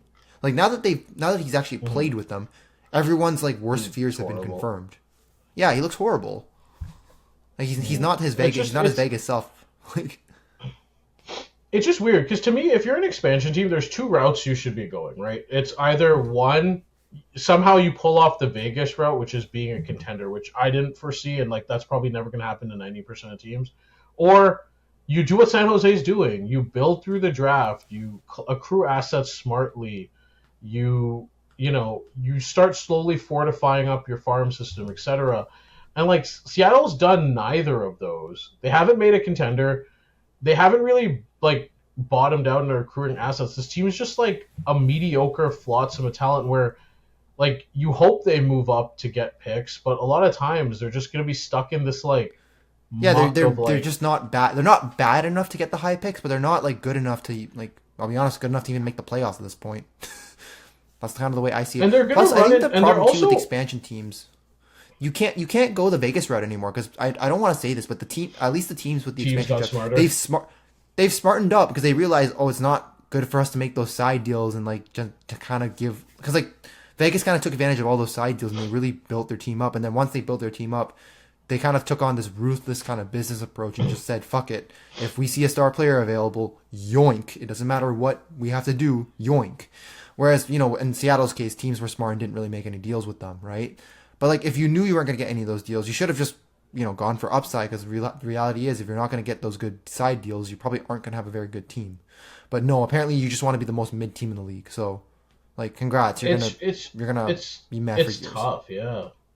Like, and you look at the ages too. The ages don't line up with this roster. Like, granted, Jaden Schwartz is a UFA next year, but he's 33. Stevenson's 31. Eberle's 35, also a UFA next year. Marchman's 30. Gaudreau, who you just signed, is 32. Alexiak's 32. Like, it's a bunch of like, and those are key players. But Beniers is 22. Wright's 21. Cartier is 24. I think Evans is like 22, 23. And like Kako's like 24. And, yeah. Yeah, so it's like it's a weird mismatch of ages on this team as well. I just don't think this team has been well built. And I don't understand why there's this attraction to just sign every middle six forward that's available and trade for them too. Oh, you know what's the kicker about this too? They don't want to buy out Grubauer. Like I don't know how you can stick with them for like another 2 years at this rate. I don't know if you saw, but they're committed to. They've had the weirdest collection of goalies minus Decord. Like Drieger's now out of the league, which was weird. The Grubauer thing, I mean, I didn't think it would be as great as he was in Colorado. I didn't think it would go as terribly as it is. And then, but yet they also had Martin Jones at one point. Martin Jones was their best goalie at one point, which was really sad. I think this was after he got bought out, right? Like after he got bought out and he signed with them, or was that I might be off a little bit about the time. Yeah, I think so. Yeah. Yeah. Oh. Like I don't know. Yeah, these teams are just making it. LA, like Seattle's making it so easy for Vegas, Edmonton, and the Pacific. Just gonna feed off Seattle. Like, okay, and you're okay buying out Joe Veleno, but you won't buy out Philip Grubauer. Okay, like, yeah, like at some point you have to admit you've made a mistake, right? You can't just keep doing the same old shit. Like, I guess in Seattle's case, I guess, do you want to start predicting which middle six forwards they're gonna sign next year? You want any predictions? I don't know. Like, I feel like at some point, like I would joke around they're gonna trade for Mika Zibanejad, but like, who knows? Well, then again, no. Chris Drury is not friends with Ron Francis like he is with Pat Verbeek, so he can't convince him to take him. I'm surprised they didn't take like Sam's, like, I'm surprised they didn't try to, like, I'm surprised there's a lot of guys I'm surprised they didn't get in a way, just because some like it's just those are the type of guys they would get. You know what I mean? Yeah. Sorry, I'm just taking a look. I'm actually trying to see which guy. Okay, no, I can't pull up next year's. Like I'm surprised they didn't sign Joel Armia, for example. Like that would the Kings just beat him. Yo, the Kings just beat him too. They're like, nah, we're gonna do it before you. We're doing it before you, bro. Like, nah, can't do that. Like I'm so surprised. Or like they didn't train for Victor Arvidsson. Like, why not? Right? Why not? It's funny, they have the cap space. They could have honestly done it. They have 12 mil cap space, and if they give Riker Evans a certain percentage of that because he's an RFA, they still have enough to take on Victor Arvidsson. Hey, you might want to give Boston a call. Maybe they'll take an asset for him. Yeah, no, I don't get it. All right, moving on to some other teams. So these are teams kind of. Did you have any like teams you just were down on because of the free agency moves, or? So I have a couple, but do you want to talk about yours first, and then we'll go into mine in a bit? Well, those are ones the other ones I kind of want to have more conversations on because I think there's something more. Okay, so we'll go with mine a bit though. So let's go with the first team I kind of feel a bit down on given the moves is probably the Blue Jackets, and it's more so the lack of moves they could have made and then the moves that they did make. So I'll say I think the problem is I love their forwards. I think that's as far as I can say about the team. I think that's the only good thing I can say about their team at this point. Like their forward lineup, their forwards it's fine for what really it is, good. but it's just the defense is what really, really scares me, and the goaltending too, right? So I'll start obviously with Gaudreau. Like unfortunately with Johnny Hockey passing, they could barely hit. They didn't. I don't even think they hit the cap floor, but the league obviously did the right thing and didn't force them to do that, right? But like. I don't see why you would throw $8.5 million a year at Ivan Provorov for him to stay when he hasn't shown you very much, right? To me, okay. As much as I shit on Cody Ceci and fair, to an extent, fair enough. That contract, that Provorov contract, was the worst free agency contract by far. I don't think. And let me give you the spiel on Ivan Provorov. He's a minute munching defenseman who eats minutes, plays a lot, has good stamina, and stays out of the box. Clearly, basically, a guy you want to pay $8.5 million. He plays. Yeah, they have 15 million. That's a better description. That's like a more nice version of nice sounding version of Cody Ceci. He it's plays a guy minutes. who plays. It's a guy. Although I guess Cody Ceci gets in the penalty box a bit more, but I guess good stamina sounds like a Cody Ceci thing. Eats minutes sounds like a Cody Ceci thing. Yeah, I mean. I guess wrong-handedness, sure, one guy's left-handed, one guy's right-handed, but I mean, he's a version of Cody Ceci essentially, isn't he? It's weird because he's not an elite puck-moving defenseman. He's not a defensive defense. He's not an elite defensive defenseman. He doesn't do either, and he's never. If he's on your top pairing, you're in trouble. There's always going to be and I don't know why that guy gets $8.5 million for the term as well. They're paying $15 million almost combined to him and Severson, which is crazy. The thing is that I did Severson, they scratched at points last year. They scratched him at points last year. That's how bad he was, to the point where you'd rather scratch, because this is a team that struggled to dress six competent defensemen all year, and they were willing to scratch the guy they paid $6.25 million for rather than play him. So I think that kind of says I guess the thing is, I did like them signing Fabro, but it's crazy to me that Fabro got less than Provorov. I know Fabro's kind of been around the league a bit more, but last year I thought Fabro was really good for them, and I never felt like there was a $4 million gap between him and Ivan Provorov. My only question is if that was a reaction to all the defense.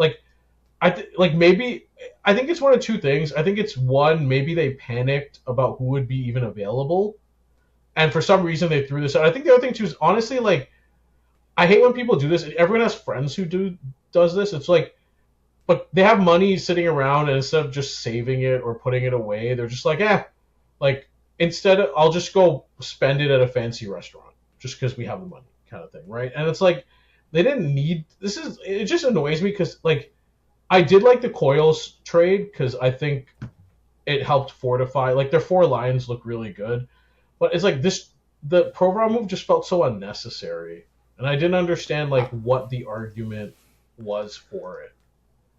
I think the other thing too was just missing out on Dobson just kind of because it did really suck. I know that I think that was part of the panic too. When they missed out on Dobson, they decided to pay Provorov, right? I think I know the Islanders did ask for a lot from the Blue Jackets. I think Voronkov, a couple first, and I think there was something else in that deal. Like I kind of understood why they didn't want to give up Voronkov, but at the same time, I feel like Voronkov was.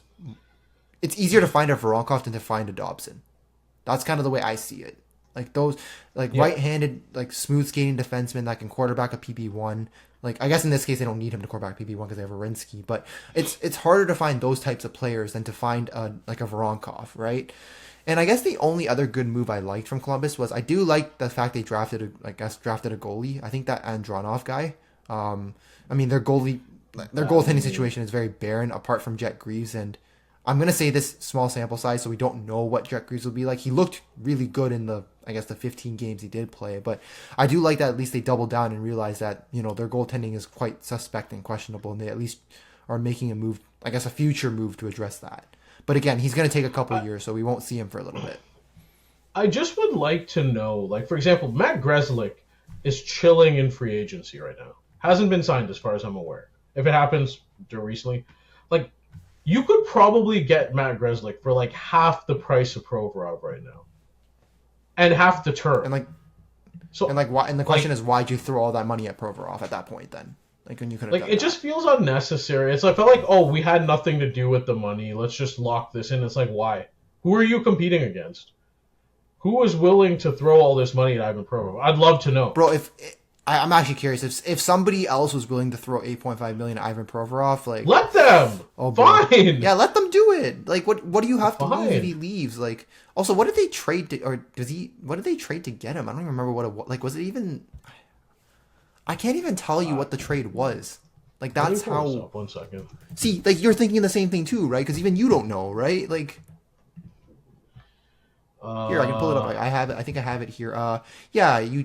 Okay, they traded you Provorov in a 3-team trade that also involved the Kings, and then they retained 30% of Provorov's contract. Okay. But I'm trying to let me see if I can even find what they.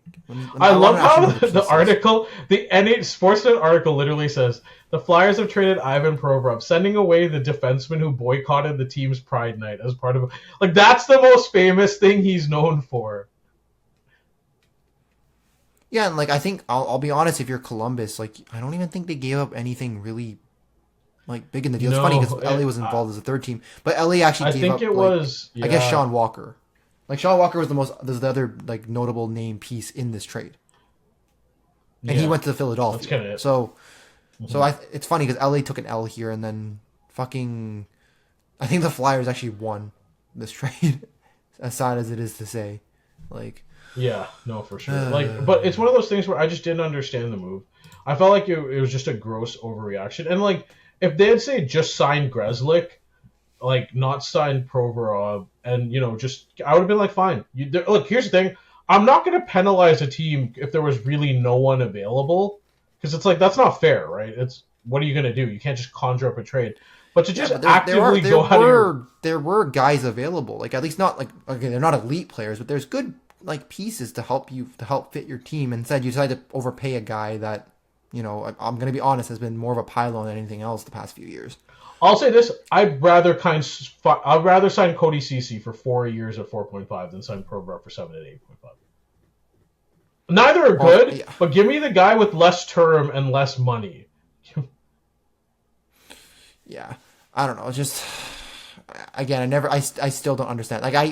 I'm trying to find a justification for this move, and I genuinely cannot tell you why they did it. I guess so. I think that kind of wraps up Columbus on my end. I guess maybe I'll talk about another team that I think kind of took an L. So the Nashville Predators. Wait, hold on. Have you seen the Preds in the community thing? Okay. Oh yes. Do you want to share the post? I think you shared it with me earlier today, but you want to share? Oh, this is so good. So not only is Nashville failing on the ice, apparently their marketing team is making mistakes too. So this is one of my favorite things. So hold on, let me pull this up here.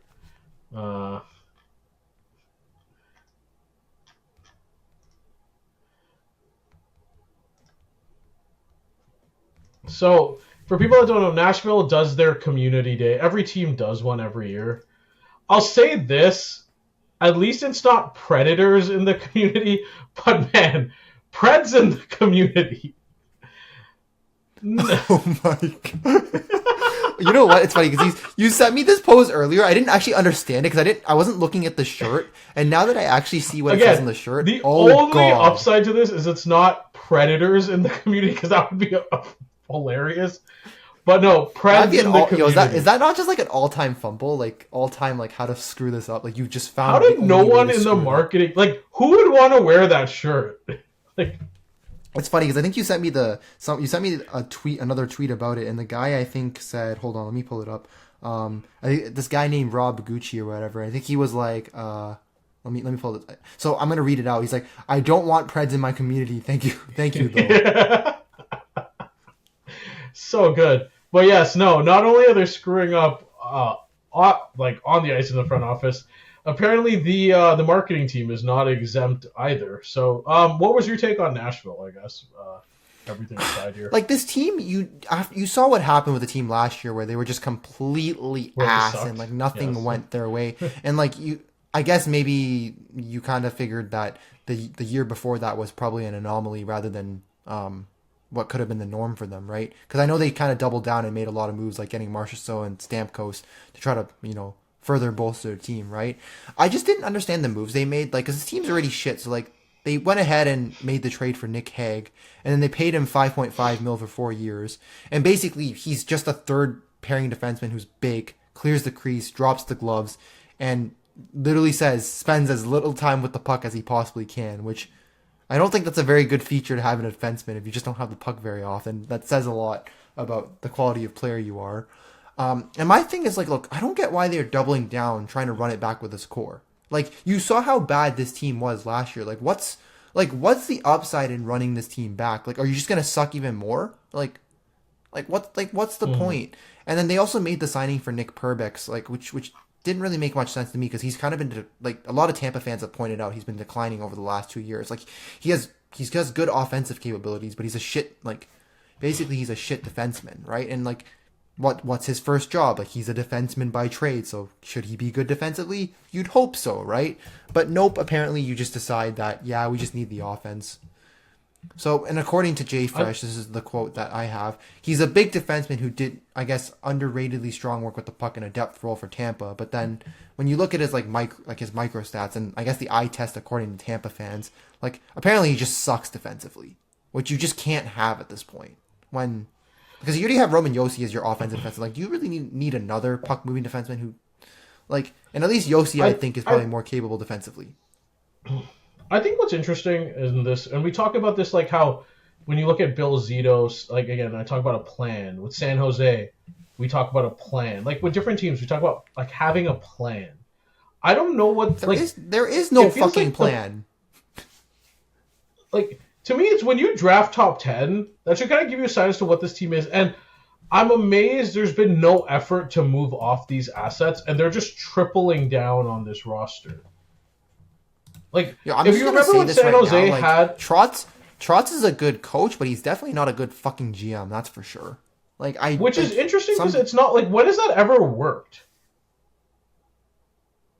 Yeah, because the guys who have been, like, for example, Milbury was a coach at one point. He was a shit-ass GM. Like, I think he's one of the worst GMs in NHL history.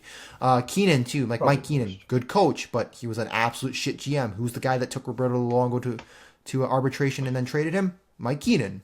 Like, those are the two biggest names I can think of that were coaches and then became GMs and were shit.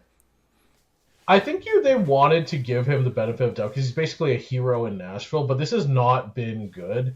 And this roster is old. I'm surprised they haven't done what San Jose did, where they went for it. It clearly didn't work. And remember when Mike Greer got there, he offered to trade guys with retention if it meant moving off the contracts and just basically tanking. And like, Nashville has their picks. They can do that if they want, but instead they're tripling down, which I don't understand given this roster right now. And the way this roster looked in, again, a central division that's getting better, like, who's the team you're going to supplant for a playoff spot? Dallas? Colorado? Winnipeg? No. Minnesota? No. Utah's gotten better? Like, who's the team? Because you're going to have to finish in the top 4 of your division at least. And who's the team you're supplanting out of those five?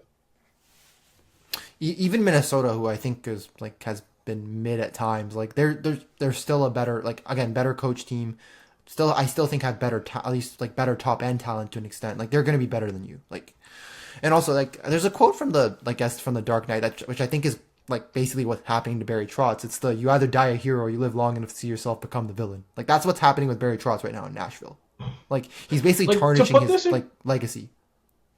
To put this in perspective, they were 7 points away from Chicago, who was fired their coach midway through the year and was last in the division, second last in the conference. They're 7 points ahead of Chicago, right? So 7 points clear.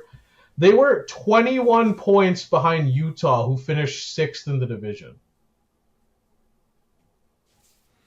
That's crazy. Like, also, I'm going to say this. Okay. Also, Utah has more upside, too. Like, they're going to get better. It's like, so that 21-point gap, I'm sorry, it's probably going to get bigger, too. Like the goal differential difference between Nashville and Utah was 50.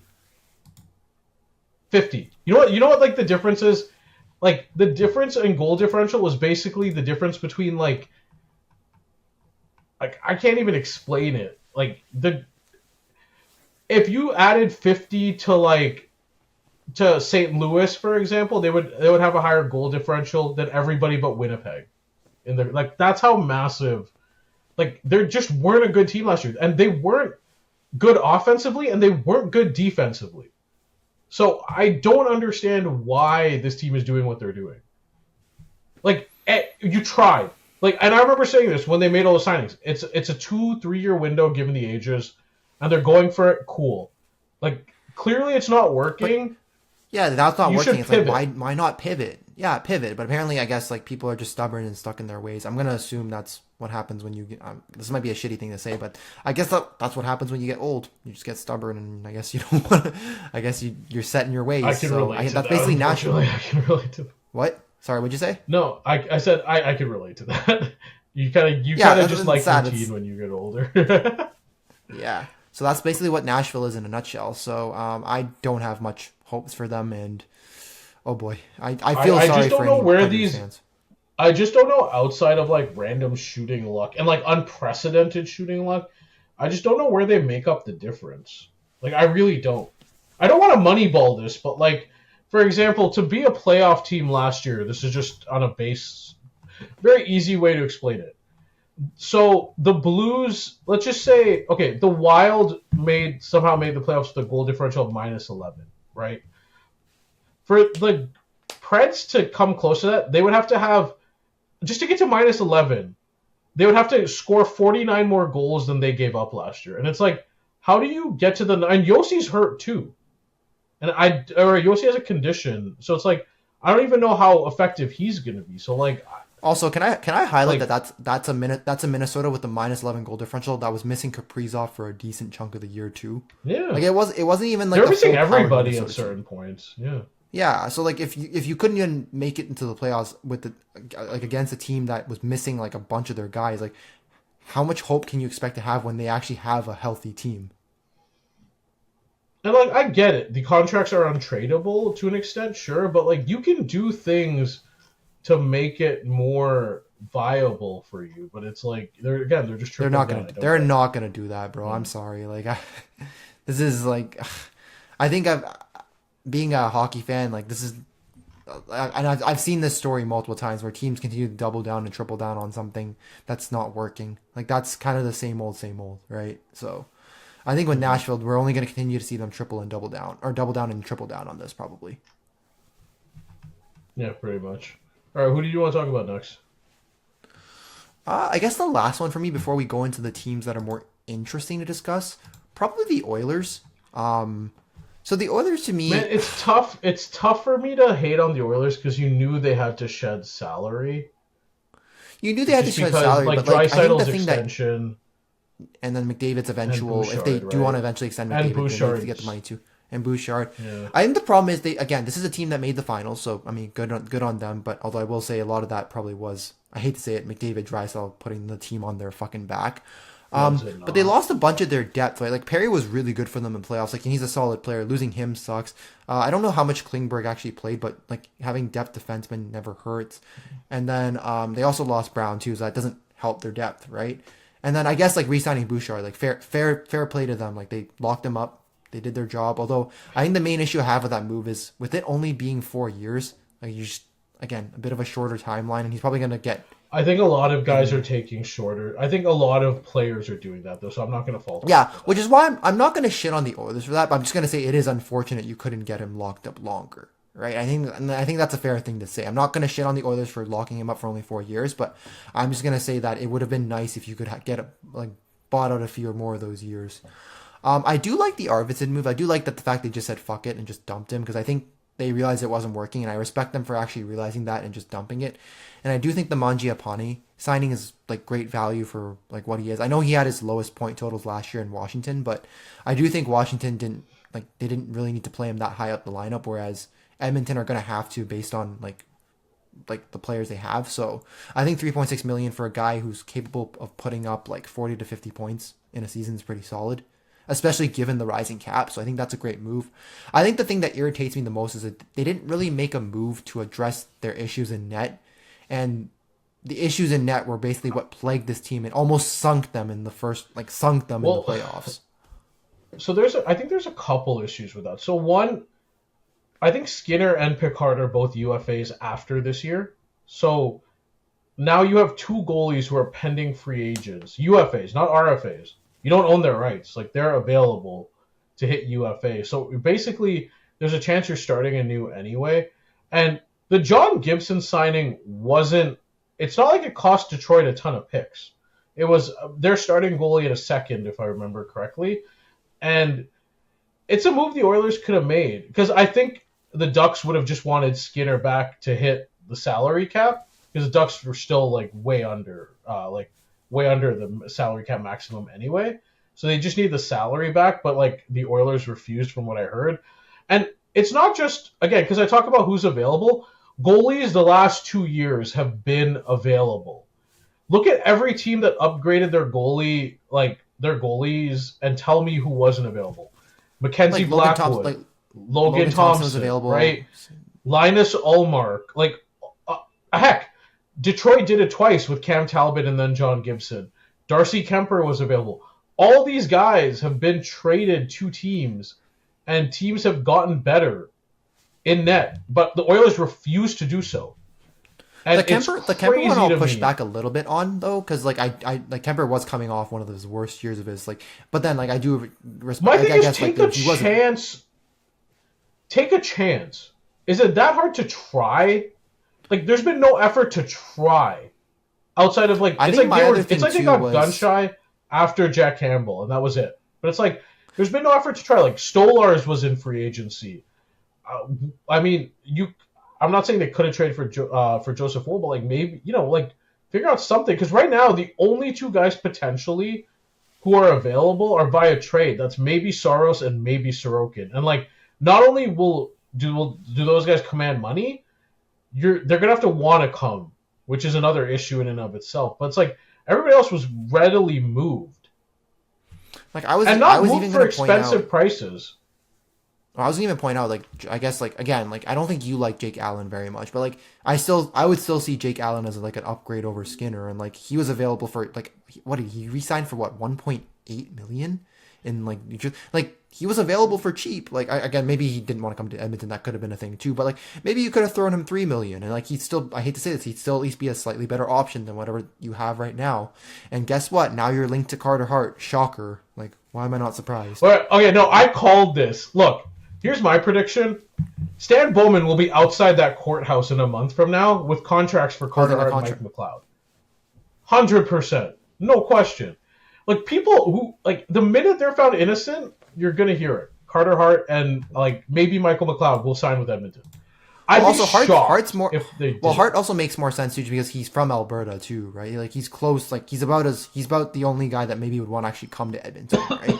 Plus, Ken Holland will be outside the courthouse with a contract and a shirt like Pusha T saying "Got it for cheap," because that's the Ken Holland way, baby. if I want to get you for cheap, and I want to get you with some with some off ice issues, and we're good to go, baby. Wait, are you talking about Bowman or Holland? Sorry, I'm a little bit. Bowman. Sorry. You said Holland. I was gonna say wasn't Holland the guy that left? I was like, okay, well, anyways. Well, Holland too basically got Evander Kane for free, right? Same thing. Fair. Although Edmonton Kane's issues were pretty weren't great either. To be fair. They got a point per game. They got a point per game scorer for basically nothing. Name the last time that's ever happened. Well, I mean, I think that's the point though. Like Kane's issues were so bad that they were able to get him for what do you want for what But they gave up, again, right? when does that happen, right? Like Corey Perry, they basically got for nothing too because of the whole Chicago thing, and now I would guarantee. Oh, wasn't that the whole thing with Bedard's mom or whatever, or was that just I don't know? I heard a whole rumor about him and Bedard's mom. That was crazy. That's crazy. Ooh. But and now, I'm telling you, when those guys at Hockey Canada are found innocent, Stan Bowman will be outside that courthouse with contracts, league minimum contracts for Carter Hart, and again potentially Mike McLeod. Wouldn't it be funny if they just signed all those Hockey Canada guys? Like they just signed Formenton, McLeod, and Hart all to league. Like just comes out with a bunch of contracts, and that's what fills up the depth spots. Bro, they're gonna sign that entire. Imagine their third line is just like Formenton, McLeod, and Dubé. Oh my goodness. It'd be kind of funny too because Dubé was a Flame, right? So it'd be kind of funny to see Dubé on the Oilers. Like that'd be kind of hilarious. Well, so is Mangiapane, right? So. Yeah, but I guess like Mangiapane, he actually went to Washington before he went to. I guess like Dubé's Calgary, like the. It would just be so. I could totally see it happening. That's fair. Overall, I don't mind what Edmonton did. They did what they did with what they could. But yeah, the goalie thing is just, it's been a multi-year thing, and I have to imagine Oilers fans at this point too are like, can we just get someone new in at net? Like not. Like, I'm starting to wonder if Oilers fans themselves are going to volunteer to play net for the Oilers themselves at this rate. My thing is think that might... just try. Like, Colorado tried. Ottawa tried. Detroit's tried. Like, make an effort. Like, man, Stan Bowman made more effort covering up what happened in Chicago than he's made finding a goalie. Like, I'm sorry, I shouldn't laugh at that, but, to an extent, I had to laugh at that because, I do have to agree. Like, he spent more time covering it up than even trying to make a move for any goalie. So... The other team I did want to talk about too, just to as another, not a loser, but it's like I just don't get what's going on. It's Detroit, man. Like, look, okay, I get it, Yzer plan, right? But how many years does he actually get at this point? What? We're 7 years now without making the playoffs, and it's most likely going to be 8 after this year. How long does a guy actually get? Because I don't want to be mean. If you're giving a guy a decade to make the playoffs, I don't want to say anybody can do that, but you can throw you could take Jay Fresh, Dom, and one other guy and put him in a scouting guy and put him in a front office, and I'm sure after 10 years they'd make the playoffs. I'm not even saying that to, and I'm not saying that to be offensive. I just mean you could take me, you, and my friend Tyler, and I'm sure if we just looked at Central Scouting after 10 years, not win a playoff round, not be a contender, just make the playoffs. We'd make the playoffs. Yeah, I'm not gonna lie. I'm starting to think that we'd do it. We'd at least do a better job than some of these guys in the league. But what are we talking about? Because I don't Again, I think the Yzerman issue, and people always say the criticism is, who can you get? People aren't signing in Detroit, whatever. It's my thing with Yzerman is there's a couple things. One is throughout this whole tenure, there's been this weird inability in a way to stick to a plan, right? Because initially it was this idea of bottoming out, and they put out some rosters that were bottom tier bad, right? And they missed the playoffs. I'll admit they did. Sure. They did get screwed to a certain extent, right? Obviously, wait, hold on. They should have. Yeah. Hold on. Let me. I'll get into that. Sure, the lottery luck didn't work in 2 of those years. Fine, but I'd argue that first of all, for 2 of those years, getting Seider and getting Raymond are probably some of the better outcomes of that. But the second thing is, Okay, so what? It didn't work 2 years in a row. Your team's not ready to be a contender. Just keep going at it. Like, what's the harm in keep trying? Because maybe 1 year it does work for you, right? You just keep trying. And instead, what they did is they started signing all these guys who were like low ceiling, like decent floor, low ceiling guys, and they started to get into the spot where they're not bad enough to pick in the top 5, but they're not good enough to make the playoffs. And they've been trudging along that way for like the last X amount of seasons. And now they're in this weird spot where like the roster now they're going back to this whole idea of we're not going to sign any guys to real long-term deals. Like they signed JVR this offseason to like a short-term deal or whatever. And it's like we're just going to now, without those top tier picks, we're just going to hope the guys from the farm system fill in the rest of this roster. And it's like, I don't understand how you went from we're tanking, we're going to acquire these top picks, to now we're signing guys like JT Comper, Andrew Kopp, Justin Holl, Ben Sherratt, to now we're going to slowly let the farm system guys take over. It doesn't make any sense. Like, it just doesn't. Maybe this is just me, but I'm kind of shocked that Yzerman hasn't gotten the axe yet at this point, because like he's had longer than I think he's had a longer opportunity than most GMs have had, right? Because a lot of the GMs, like, it's, you know, usually 5 years is like the max, and then you either have results to show for it or you get fired, right? Like, it's what you said, it's his 8th year, it's going into his 8th year now. Like, yeah, I feel like something has to give at this point, right? And like, here's the thing with relying on prospects. I say this as a Stars fan where Jim Nill's been great drafting, right? At some point, you're gonna whiff. No, like, not only that, like guys don't guys. Progression isn't linear. 2, like all these prospect pools you're talking about. Like, I'm just gonna pull up a random team here who had like. What year did LA have a really good prospect pool? Was that 2018? Yeah, probably. Okay, let me just pull up, like, let me give you an example here. LA Kings prospect pool, right? Yeah, okay, I have their 2018 prospect pool up here, so I have it here. It was, okay, let's see, it was... So, I'm going to list you these guys. This was, like, they were what, like, the number 1, number 2, something like that, right, that year? Not 2018. I think it might have been 2019, actually. I could be wrong about that, but... Okay, like, just let me... Okay, let's use 2019 then. Fine, that's fine. Okay. It's just... You look at some of the prospect... I'm just... okay, let's just use... here, I'm just going to pull this up. Hold on. Who had the best prospect pool in the NHL? Let's just say 2019. It's 6 years ago. I think that's fair. Okay, so here it is. In 2019, the Montreal Canadiens, I think it's Montreal. Okay, let's use Corey. Okay, so, sorry, 2019-2020 was Corey Pronman had the Rangers as the number 1 prospect pool in hockey, right? So let's go through this prospect pool, right? And you can make the argument. I'll read it out. But like, you can make the argument that the Rangers are notoriously bad at developing people, which, okay, sure, but just to make the point here, number 1, Capo Caco, number 2, Vitaly Kravtsov, number 3, Igor Shesterkin, number 4, Keandre Miller, 5 was Fox, 6 was Niels Lundqvist, 7 was Libor Hajek, 8, Yegor Rykov, right? Like, yes, you had Shesterkin, you had Fox, right? And Miller's okay, but my point is, not all of these guys you're drafting are going to pan out. Some of their progression's going to stall out. Some of these guys aren't gonna bust, right?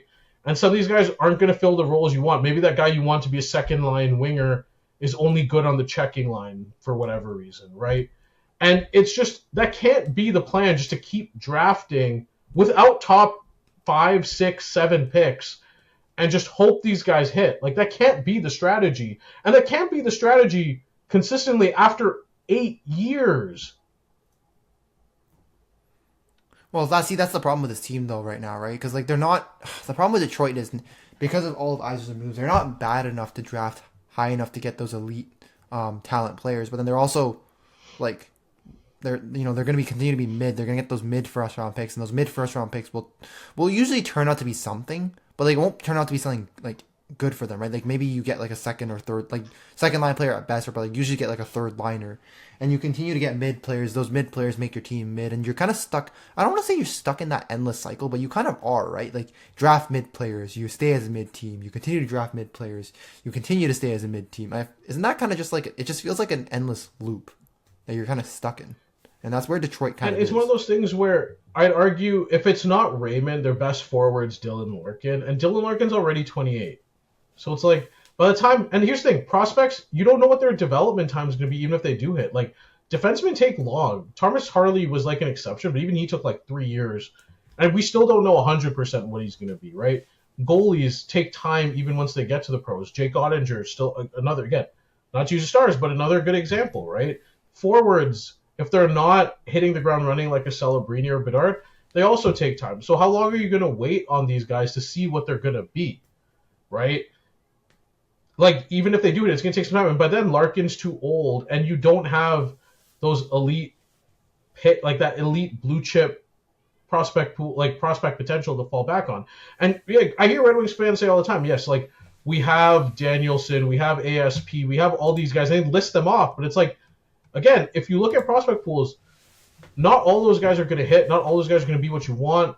Not all those guys even make the NHL, right? And it's like... Well, the one thing I always say is when you look at those top 10 prospect lists for any teams, like if you ever go back and look at them, like let's say 1 or 2 out of the 10 usually become like, not elite, but like really good players for your team, right? 2 of the 10 become really good players. You might get one that's like elite, and if you're lucky, even one of them maybe becomes one of the best players in the league. Sure. And then the other 8 are either some mix of, you get some depth players that, like, you know, they didn't, for example, this guy didn't become a second liner, but he was a third liner. It was really good for you. Sure. And then a certain percentage of the rest of those 8 guys too also just bust and like either never make the league, or like they play a couple games in the league and you realize they're not cut out for it. Right. So. Mm-hmm. Like, let me read one prospect description, for example. So, if there is only one good thing to come out of not making the playoffs for the 3rd time in 5 years, amassing high-level picks at the draft has to be it. I'm not going to mention the names, but you'll understand what I mean quickly. Yes, their selection of stud 3-zone center, and blank the name, was their highest since taking blank in their same spot 10 years earlier.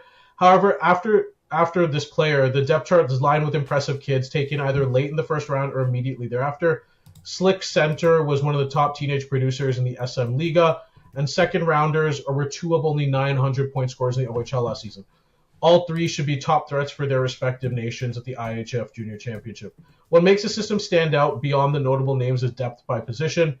Few teams have a pool with as many quality goaltenders, and then they mention other defensemen as well. Guess what team this is? I'm trying to think. I mean, this sounds like one of the bottom teams, right? Like, if I ask for a clue. This was the LA Kings in 2019. That stud 3-zone center was Alex Turcotte. The slick center that they're talking about, Rasmus Kupari. Those second rounders, Akil Thomas, Arthur Kaliyev.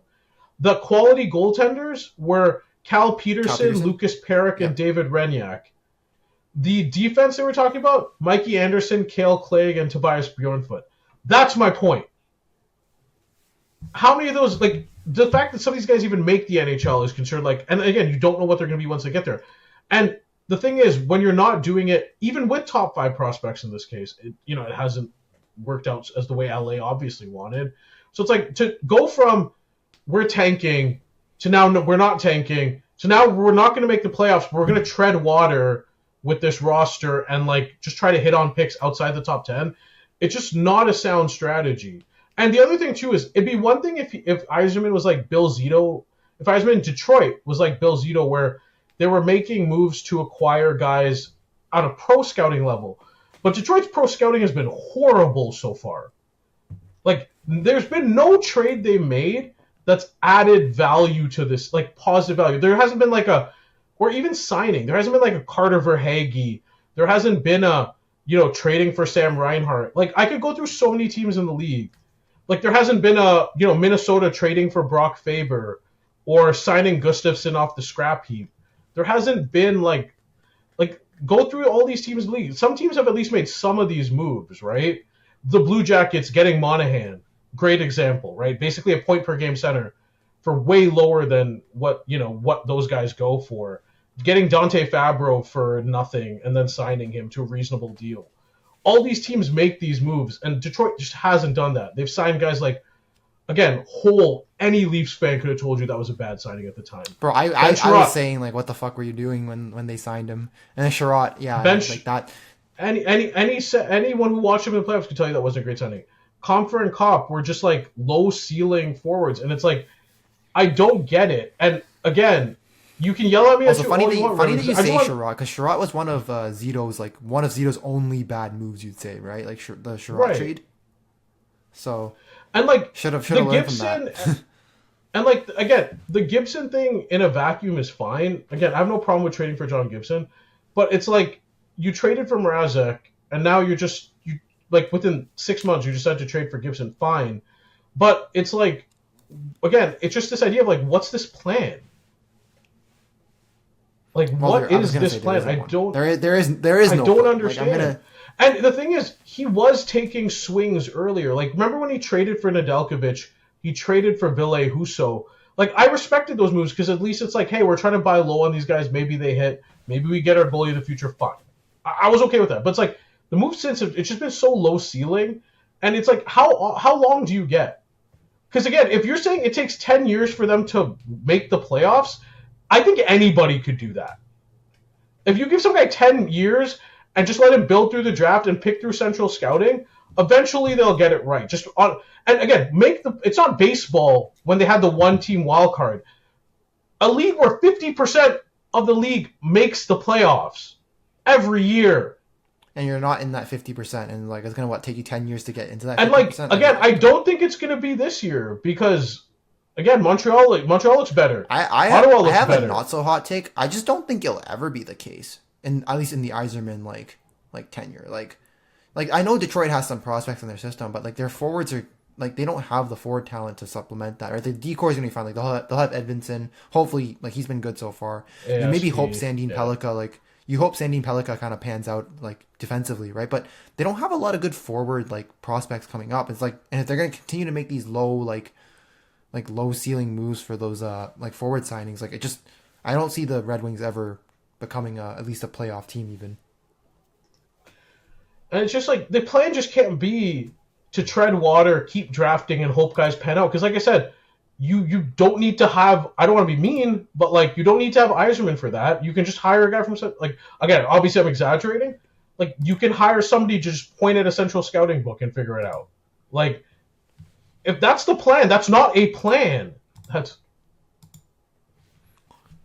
I have a hot take. I feel like just Yzerman's never really had a plan. Like after he took the swings, I don't feel like he's ever had a plan for this team because it's like all the moves he's made overall just bad signing after bad signing, low ceiling signing after low ceiling signing. Like even the guys they've drafted haven't been great. Like I'll give you one example. Like Nate Danielson, I think they took 9th overall. I forget which year it was. Like he just hasn't looked good either. And like even like some of the other like they had some of the later first round picks. Like I think they took Kosa, one of those. Like he looks a little bit better now, but there was a time when everyone thought it was a mistake to take him over Waldstedt, right? Like even with the drafting, they're not doing it right. But I mean, even again, not to use a Costa thing as an example, but it's like you have. If I look at and obviously these guys can be traded, but like now you have Gibson, who like is a plan just to wait 2 more years till those guys are ready now, like because Gibson's gonna be there for 2. So I just don't understand. And like yes, you can make the argument a lot of guys come off the books next year, like Sherratt does, Hull does, Gustafsson does. Kane does. They're not making major salaries, but they all do come off the books. But it's like in 2 years, you're probably gonna have to re-sign DeBrincat, and that's like, what are you gonna do? Just shove a bunch of young guys onto the roster? The other thing too is they haven't really aggressively used prospects to make trades either. So I don't know. Well, I think part of the problem with that is again they don't have good enough prospects to do that because they are so mid, so they don't draft any like. they haven't been able to draft any very good prospects. Like I think Sandine Pellikka is like the one. Sandine Pellikka and Casper are like the two exceptions, I think, right? And I guess Edvinsson, but you're not going to trade him now that he's made your roster, right? The good ones they do draft, they don't want to trade, and the ones that they draft in the middle, like the middle of the first round, aren't good enough to be good trade chips.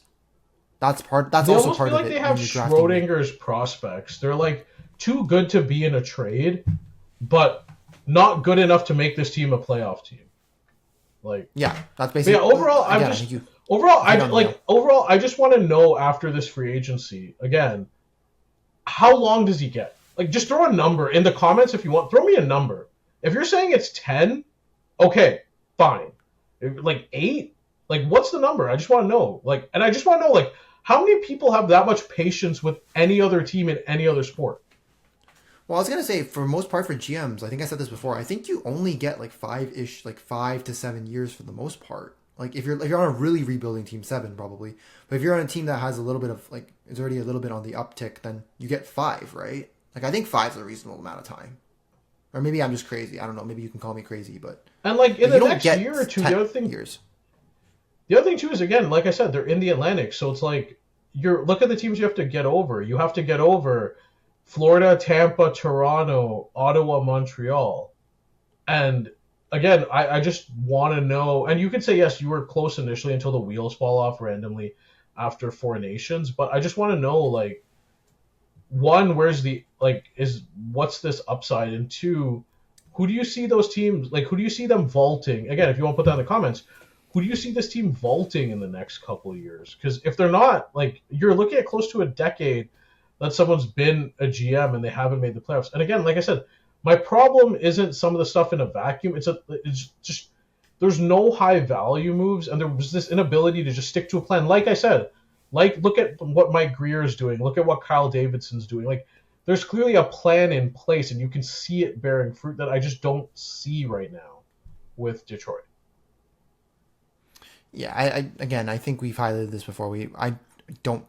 Frankly, I don't even know if they're going to make the playoffs in within these 10 years at this rate. Because, again, I think you mentioned the Atlantic's just like, everyone in the Atlantic's getting better apart from, I think Buffalo and Boston are the only, like, exceptions right now, right? But even like, a team like Boston, they're going to accrue some assets, and they'll probably be a good team again, maybe in, like, I'll say somewhere 3 to 5 years. But at least they have an elite talent, right? I feel like with Detroit, don't really have that elite talent. But like, right? And that's not even including the Metro, right? Where, Columbus, again, Provorov signing, like their forward depth is really good. Like New Jersey's going to obviously be better. Carolina's going to be better still. Washington's still Washington. Like if the Metro's better, that's another problem, right? So it's you're fucked if you're like, there's already 5 teams better than you in your division, and then in the Metro there's at least like 4 or 5 more that are probably better than you.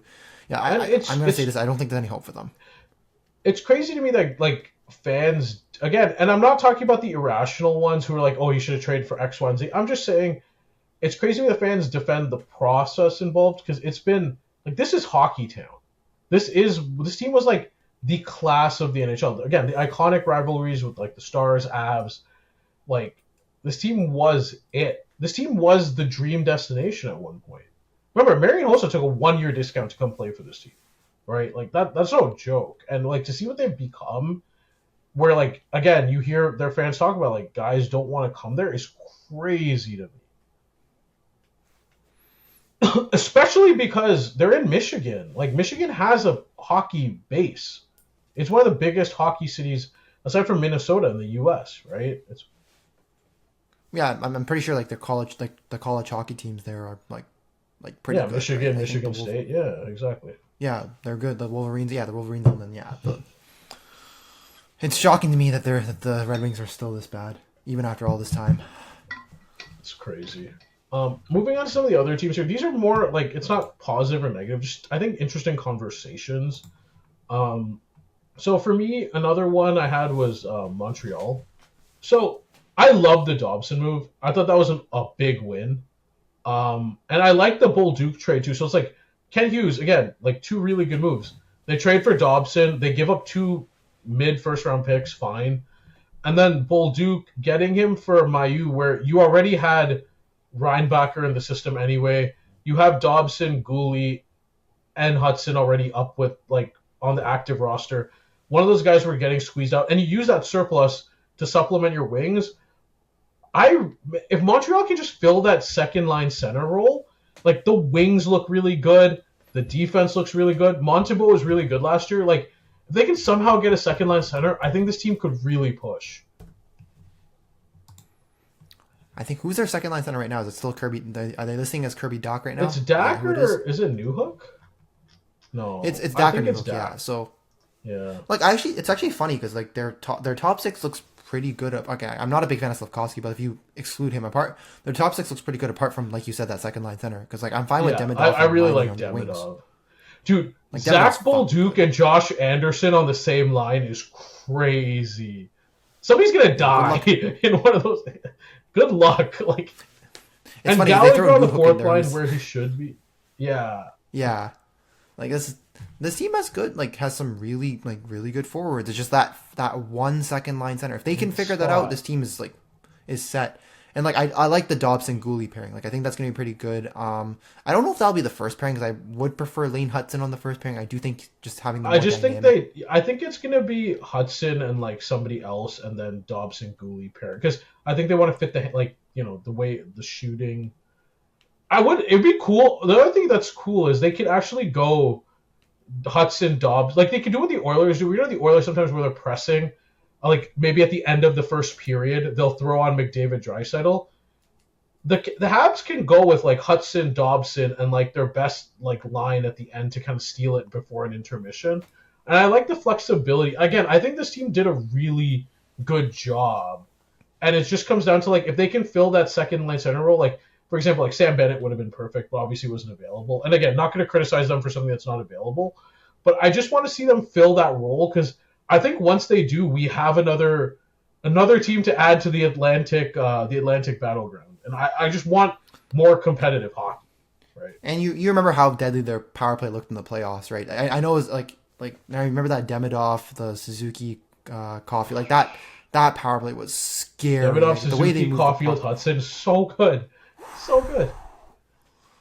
That's crazy. And I just think, Montembeault, Montembeault's been, 1.5 years now? Like, I'd like to say he's their guy, and it's like, everything looks good. Just, they need that second line center, because if you compare them to, like, again, the teams you're trying to compete with like, Florida, Tampa, Toronto even, with Tavares and Matthews, like, it's just not the same level of depth. And I'm curious, again, a team I want to talk about, I'm curious to see what they do to fill it.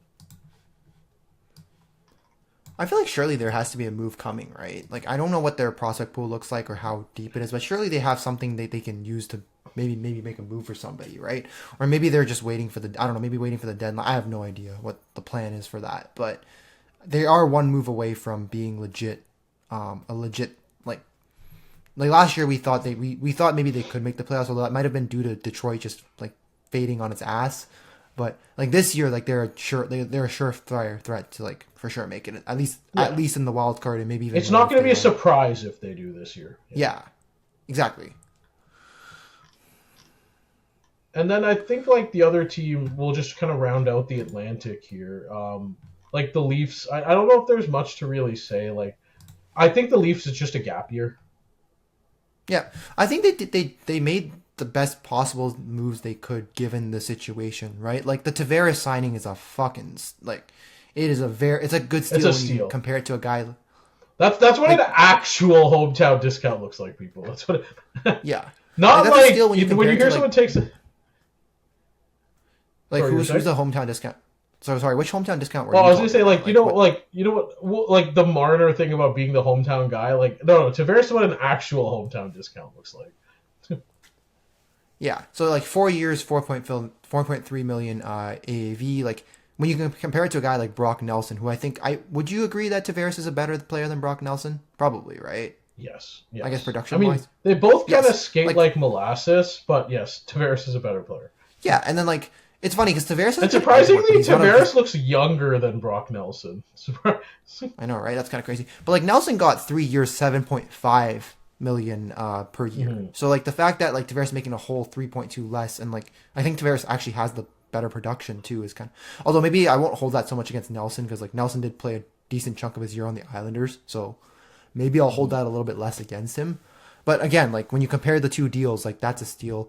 The Nyes extension was good, given that there were reports that he could have gotten more than 8. The fact they kept it under 8 and they got him for about 6 years, they did kind of cover a few of the UFA years, was pretty good. I mean, it does suck to lose Marner. Like, don't get me wrong. Like, this team is going to be worse off. Like, 100-point sulky level forward, of course.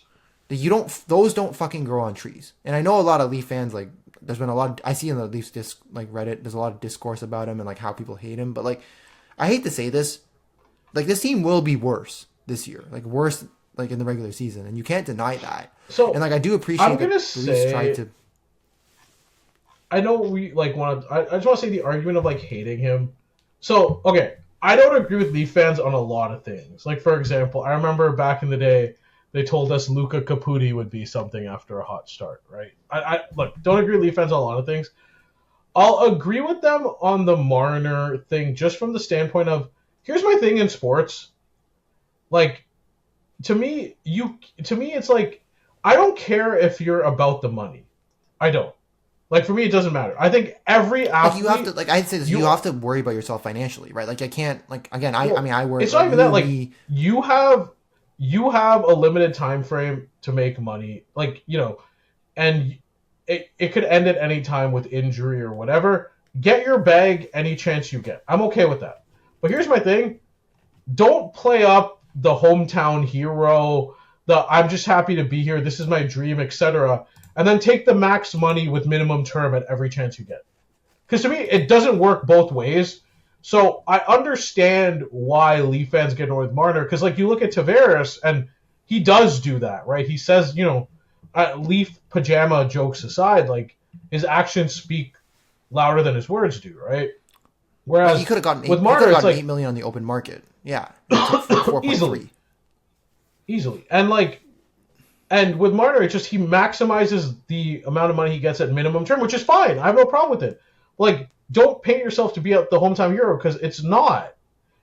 And again, his actions, you hear the conversation about like, well, I was talking to guys at the Four Nations about how great it would be to play for Vegas. It's like, hey, I don't care if you're even doing that. But again, stop doing the hometown hero thing. And then when you get the money, it comes with expectations. It does. And when you look at guys around the league, like you look at Rantanen, you look at, and I'm not just talking about, you know, like McDavid, Draisaitl. I want to talk about those guys, like guys like Pasternak, Panarin, Rantanen, guys on that tier.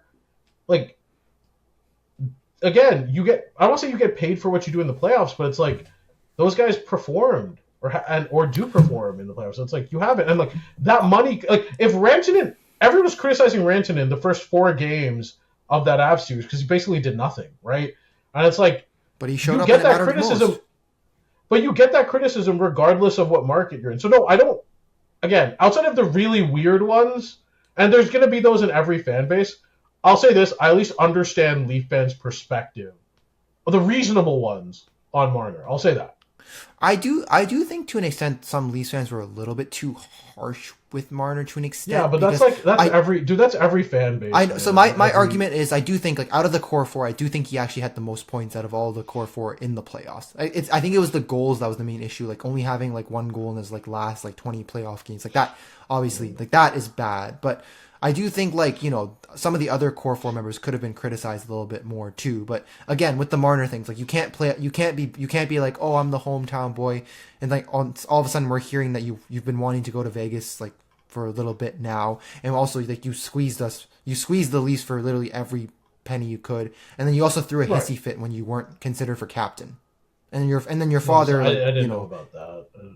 Yeah, there was that story about that, and I think his father's also just hated amongst Leafs fans too. So, but I think what they did was the guys they signed were just 1-year prove-it deals, and this year's clearly a gap year. Like it's not, you know, they didn't sign anyone to term outside of Tavares and Nyes, and like those guys are gonna be on the team longer term. But outside of that, like Maselli was a flyer. I can't remember is his name Pizzente? I can't remember his name. But Pizzetta's a 2-year deal, but Pizzetta's like, but it's not. He's not worth very much, so it's fine. Yeah.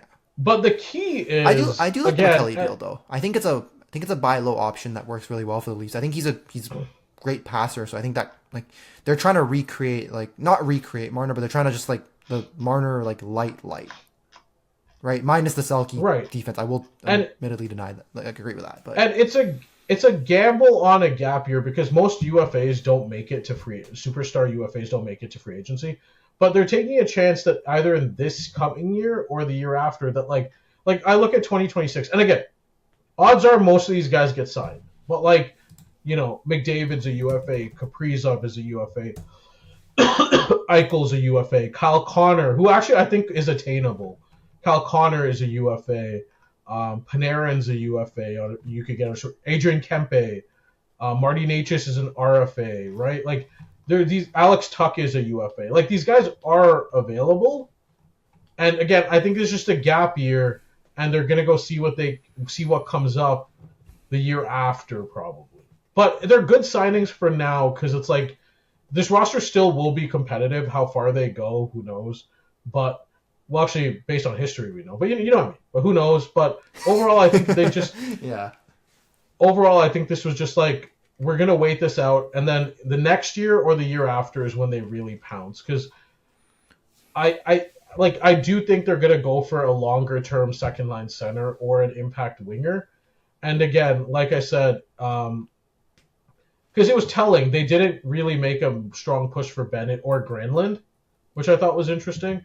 But yeah, like, you know, that again, and then in 2027. Well, I mean, I was gonna say Bennett re-signed, so that wasn't really an option, I guess. Like, but like Granlund, they didn't really make much of a move for him. I thought maybe they could have. But like, you know, the year and then 2 years after, again, these guys might get re-signed, but like a guy like Quinn Hughes, a guy like Vince Dunn, Alex DeBrincat, for example, right? Like these guys will be available. Again, I think Kempe could be a real viable target for them next year. You know, he's only making 4 or 5 this year.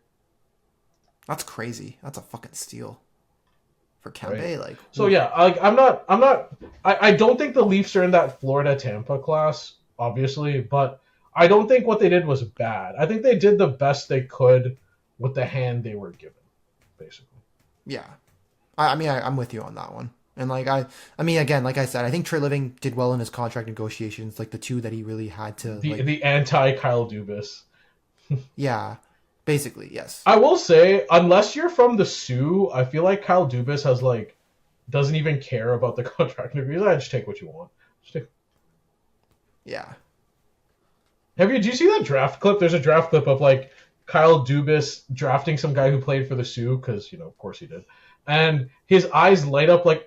He looks like how you would want your girlfriend to look at you. Is how he looks like when. Or it's like a child when they get a toy for Christmas, right? That kind of the same same mentality. Yeah. Okay. Oh, Dubas. That's why it would be funny to see if Dale Hunter became a GM in the NHL, just to draft every London Knights player, and sign every London Knights player. So. It's funny because I think when he was with the Leafs, I think he did push heavily for. Or not Dale Hunter, but I think one of the Mark Hunter was Mark Hunter. My bad. Was but he yeah, again, the Hunters. Well, yeah, they drafted Marner and Kadri, right?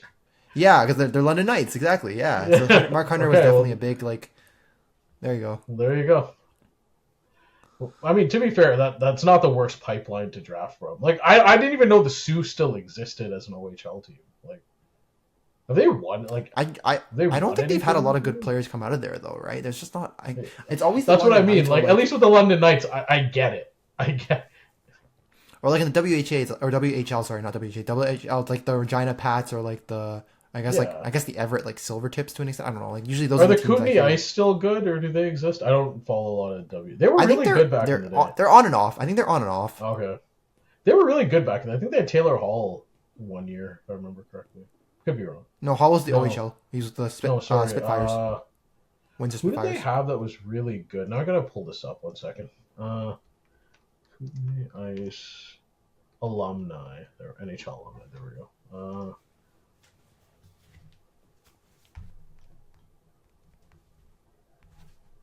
Okay, maybe it's not as good as I thought. Oh, Sam Reinhart. That's who it was. Okay, there you go. So there's one. Sam Ryan, because I think he was a top pick that year, right? Yeah. So, but yeah, no. Overall, I don't mind what Toronto did. like they're one of those teams. I think they did fine for what they did. I feel the same with Vancouver. Like Vancouver, to me, they re-signed Besser when everyone thought he was going to Minnesota. They re-signed Garland. I'm okay with what they're doing because what they're basically doing is they're making a bet on Elias Pettersson. They're going all in on this idea that Elias Pettersson is going to return to form. Because well, they kind of have to, right? Because they're paying him what 11 and a half, and like if he doesn't work out, then they're fucked with that 11 and a half anyway. So he might as well just be all the way fucked. I think it's an interesting internal bet because what they're basically saying is like whatever it was last year wasn't him, and it's interesting because after like even that year he was point per game, he was pretty bad the second half of the year. I had him in fantasy, I remember. Wasn't great in the playoffs, and then this past year he wasn't good. So when they re-signed Garland, they re-signed Besser. It's clear it's not like they're not rebuilding. They're going and extended Demko. They're going in on this team, and they're basically saying Elias Pettersson's going to come back to form, and then we have like Elias Pettersson, who at his peak is like a point per game center with Selke level defense. We have Cheadle, who can play the good second line role.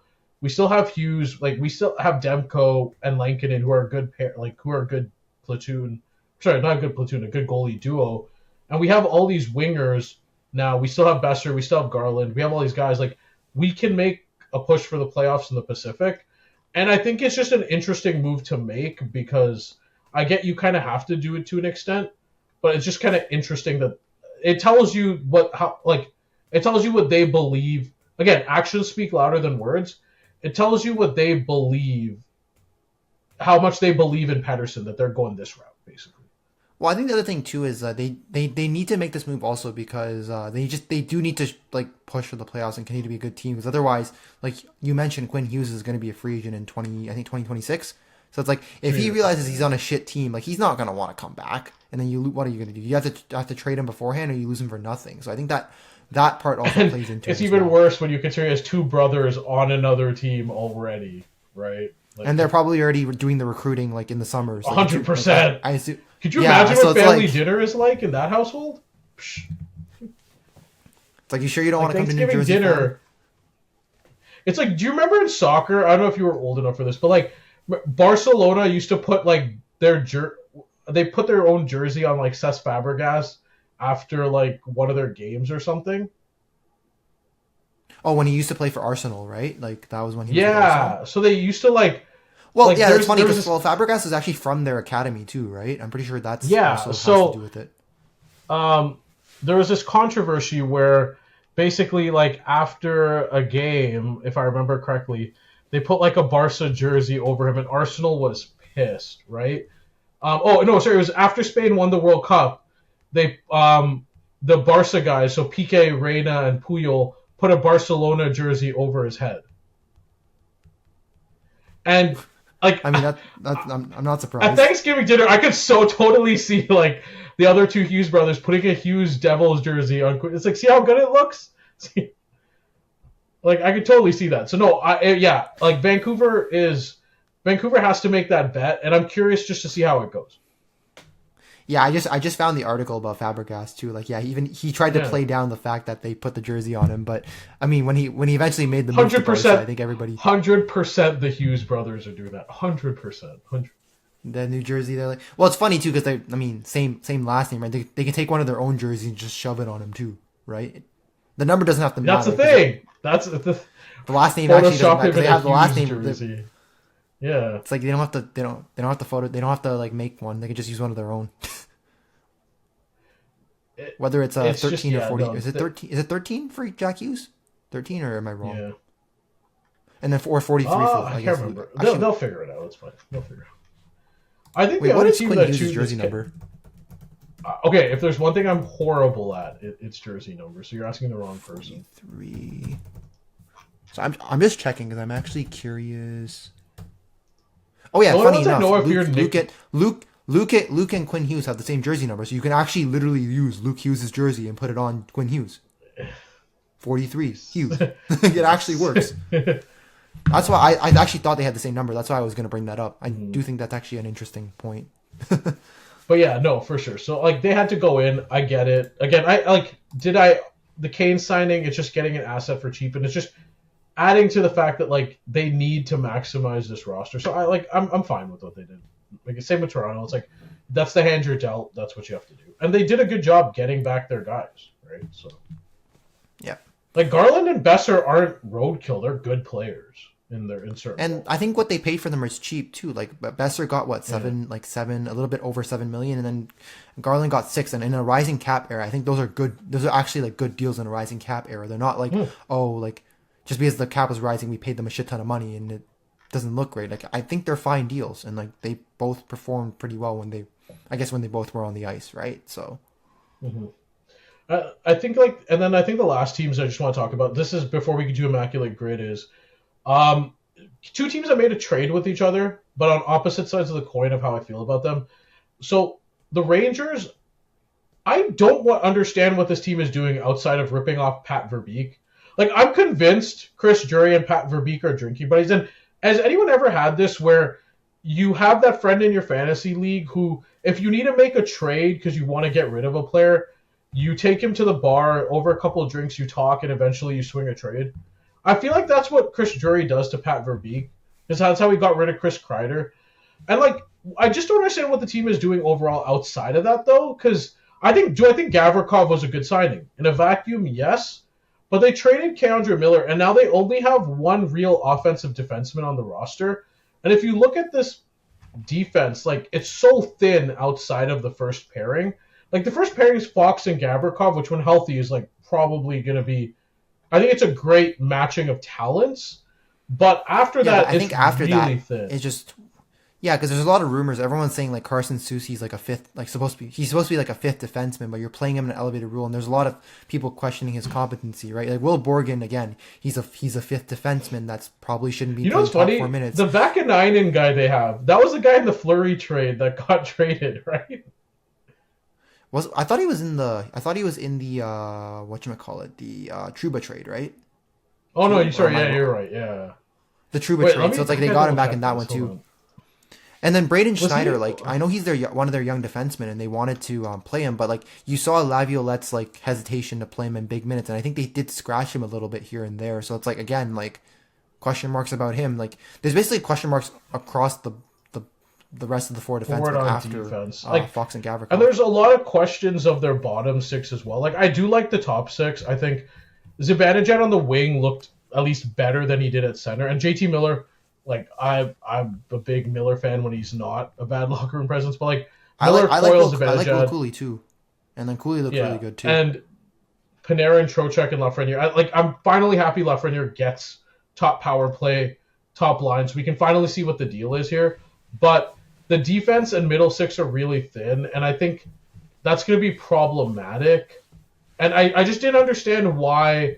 Like, I'm sure there's other moves you could have made for cap purposes, but like getting rid of Keandre, like if Fox ever goes down, I don't know what this team does on the power play. Well, I think the problem was they couldn't quarterbacking. Okay, I don't know what they do. What is their cap situation right now? Like, what's their cap situation right now? Because I think is Keandre amazing? No, but like he's capable, which like this team lacks a lot of defensively right now in terms of. Well, they didn't have the cap. I think the problem was they just didn't have the cap to pay him though, right? Because he got like $8 million in like Carolina. Like they probably just couldn't pay him that, right? And yes, I do agree. Like I guess the argument is like pay him. I guess the argument is you can have both Gavrikov and Miller, but like, man, it's just tough to like not only have one puck moving defenseman basically on the entire defense that you're comfortable with. Like that's tough. Like, is the hope Braden Schneider becomes that guy? Because I'm not gonna lie, with how often they scratched him, I just don't think it's gonna happen. It's just, again, I always look at it like, how do you want to model yourself after the best teams, right? And I look at Dallas has Harley and Heiskanen. Colorado has Makar and Taves. Florida has Ekblad and Seth Jones, who has been rejuvenated since he got there, right? I just look at teams like I look at teams like that, unless you have like true superstar talent, like a Kucherov, like a McDavid Draisaitl, where you can maybe get away with just having one. Like most teams, like most of the other teams require two. So it's like Montreal recognizes they traded for Dobson, right? Now they have Hudson, Dobson, and Matheson. I just don't know if I agree with this approach. And like I feel like with Drury, like this team went from being in a really good spot in the last 5 years to like just being a fringe playoff team for no reason, and the team that's really old. And I don't know. Again, it's like, how did we get here, right? And that's how I kind of feel with the Rangers. It's like, again, is Gavrikov a good signing? Yes, but I look at the rest of this roster and I'm just so confused as to what it's supposed to be. Yeah, no, I'm with you on the defense part especially because like I don't think you can. I hate they do this every single year, but it's like they just kind of throw Shesterkin into the wolves and just hope, again, elite talent bails you out. But you can't continue to do that every single year because like you saw last year what finally happens when it doesn't work out, right? Like Shesterkin didn't had his worst year, and like even though his numbers, like his advanced numbers, looked pretty good. It's like to a certain point, there's only so much a guy can do for you. Like when your defense is that shit. And so I've included the fact that like Quick was amazing for a backup goalie, right? Like, I mean, relatively. And that still wasn't enough too. Like you had two capable, like I guess obviously one superstar goalie and then one like very good backup, and even that wasn't enough. Like, ugh. Yeah.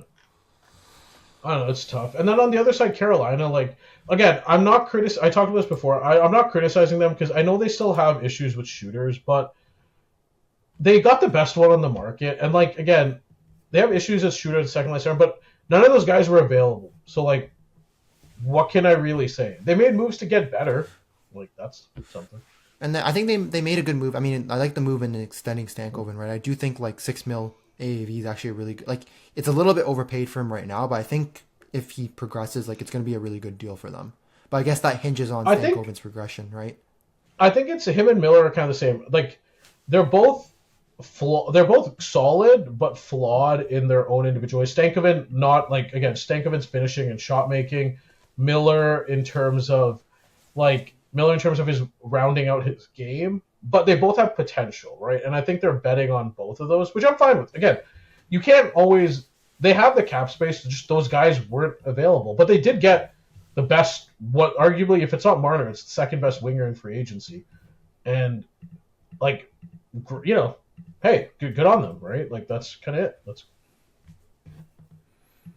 And I assume the move is, like, they carry over whatever cap... And, like... The one thing that's interesting with Miller is I don't know if he becomes their power play, like, because they still have Gostisbehere. They're really high on Nikishin. I don't know where he'll fit. That's what I'm kind of interested to see. I'm interested to see how they break the opening day roster out and who ends up where. Yeah, I'm kind of curious to see where it goes for them. We'll figure. I guess we'll see. Did they sign Nikishin though? I thought that there's still been an issue. No, they signed him last year during the playoffs. Oh, last year. Sorry. Oh wait, there was another. Yeah. Oh, no, I think I might be thinking of another guy. There might be another guy I'm thinking about, but I can't remember his name. That was another Russian defenseman.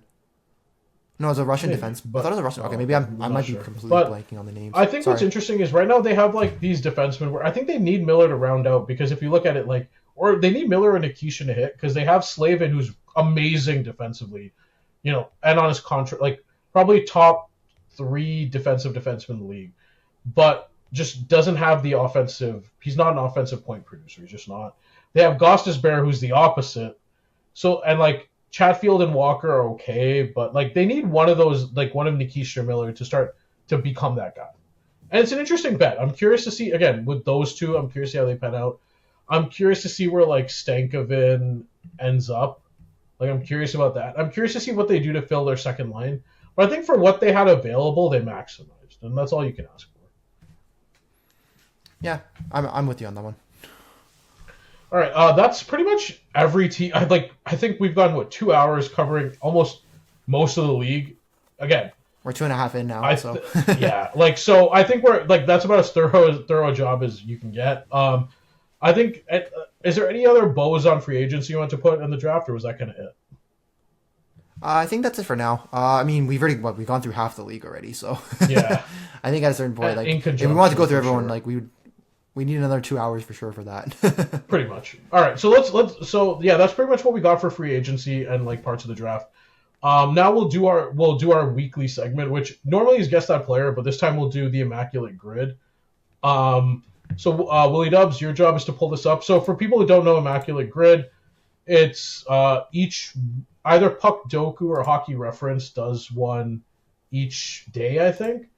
And it's basically trying to find the most obscure player to fit each box. essentially. And we time ourselves, and between the two of us, we'll see how we do. All right, so apologies to the viewers, had to quickly cut there. Riverside being a troll, but so yeah, I'm gonna share my screen now, and then we can pick one of the grids and see which one we want to start with, and then from there I'll start probably a 5-minute timer like last time. I think that's what we did, or not last time. That's what I guess SJ and I typically do for these grids, because it's it's not fun when we sit there and stare for like 20 minutes trying to figure out who to put for there, right? So. All right, I'm going to share my screen. Let me just pick the window. It should be, I'm going to go screen. To the window. I'm going to go to Google Chrome. So the immaculate grid. I'm going to hit share. I don't know if everyone can see it, but. So I think you can see it, right? Yeah, sorry. Just. Okay, so, let's not. Are we actually going to do the ones with the picks, or are we just going to do. I mean, we can pick a couple. So there's I can try this one, for example. Let's see. I just gotta pull them up. How's this one? Okay. I mean, the problem is like when you cut Miller, it's Miller or Hasek for the first one, and then. Well, I think Tom did Tom Barrasso not technically win one for? He didn't win it with Buffalo, I guess, though, right? So would that be an issue? It's Kolzig or. Okay, so I guess Holtby for the second. Okay. One. Okay, let me pick another one. It's too narrow of a. Okay, all of these just clearly have like. Is there not just one with like teams? Is there? Hey, I'm clicking randomly. Like I don't know where you're playing. Oh, whoops! Apparently I already clicked this one. Nope. Apparently 30-win season is a very common one. Try this one. Nope. Okay. Wins. I'm trying, guys. For all those who are like trolling me, apparently I'm just getting trolled by, bruh. I'm just clicking randomly too, which is the worst part. Oh, fucking penalty minutes. Ugh. Like I'm clicking. Okay, so let's go with the 30th. Nope, not the 30th. Okay, there we go. We got an all teams one. How's that one? All right. All right. I'm gonna start the 5-minute count. 5-minute timer starting now. Okay, right, so Pavel Dimitra for Kings Blues, but I don't know how obvious that is. Well, he also works for Blues Canucks too, right?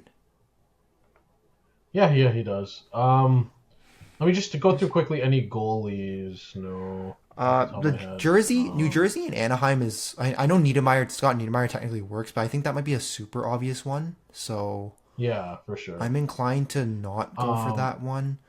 Jets and Kings, we could go Velarde. It's Velarde or Dubois, but I don't know how obvious those ones are.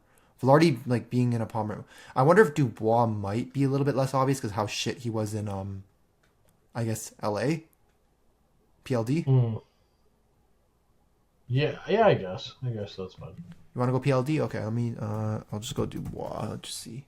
Pierre-Luc Dubois. Ugh. Okay, well there goes our rarity score already to begin with. Yikes. LA, New Jersey. Ilya Kovalchuk? Yeah, that would be. I don't know if that's a super obvious one though, but he didn't really play super long with LA, so I wonder. Oh Jesus Christ, 39%. Okay. Okay, we're blowing this up. I've already blown it up, so I'm gonna leave it to you. Ducks. Then. Yeah, Niedermayer would be the obvious one. Not Question: I know Verbeek's the GM of the Ducks, but did he ever play for the Ducks? I don't think he played for the Devils. No, I swear Pat Verbeek played for the Devils at one point. Played for the Stars, played for the Red Wings. I don't know if he played for the Devils. No. I think he played for the Devils. I'm going to take a shot at that. Do you mind if I take a shot at that one? Yeah, go ahead. Oh, no. Okay, I lied. Haha. I was right. Oh, all right. I took a shot on that one. That did not go. That did not go accordingly. That did. Might as well just finish this up. Yeah, like I said, Dimitra for. Where do you want to put Dimitra? How obvious that one was. Yeah, but where do you want to put it? Yeah, Kings Blues. It's fine. How do you spell it? Pavel. I'll just do Pavel. Oh, what? Oh, it's Pavel. It's Pavel. Pavel. How's that only 2%? I swear he's like. Okay. Bang bang, go me. All right, Blues. Okay, Blues. Ducks Blues. Ryan Miller. Yeah, that would be. I think that'd be a little bit less obvious because everyone always remembers him for his Buffalo. Okay, let me make sure I pick the. Hold on. Corey Schneider is obvious for Canucks Devils. Okay. Oh yeah. Well, Bo Horvat would also. No, Horvat never played with them. Horvat was the draft pick. He was the draft pick. Yeah. Who else was in that deal? Corey Schneider. There was definitely somebody else. That was in it. That It was deal, Schneider for the pick. No. Oh, that's annoying. Did Eddie Lack play for the Devils? He did not, right? No. No, he played for the Canes, I think, right? Canes? Yeah. Ducks and Jets. Can we think? Jets count as Thrashers too. So, like, was there anyone that played for the Thrashers that also played for the Ducks? It's actually interesting. But Ducks Jets. Man,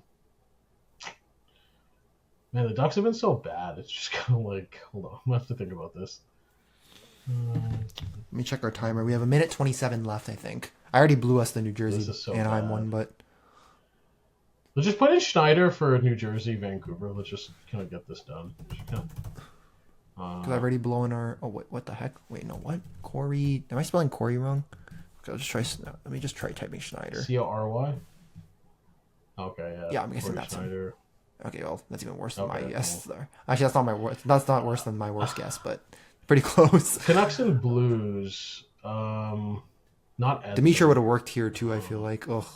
Yeah. But we already guessed him, so that's not gonna work. Let me think. Canucks. Bluger. Bluger? Okay, I'll give it a shot. Teddy Bluger, right? Nope. Yeah. Okay, so we both failed to guess. This is cooked.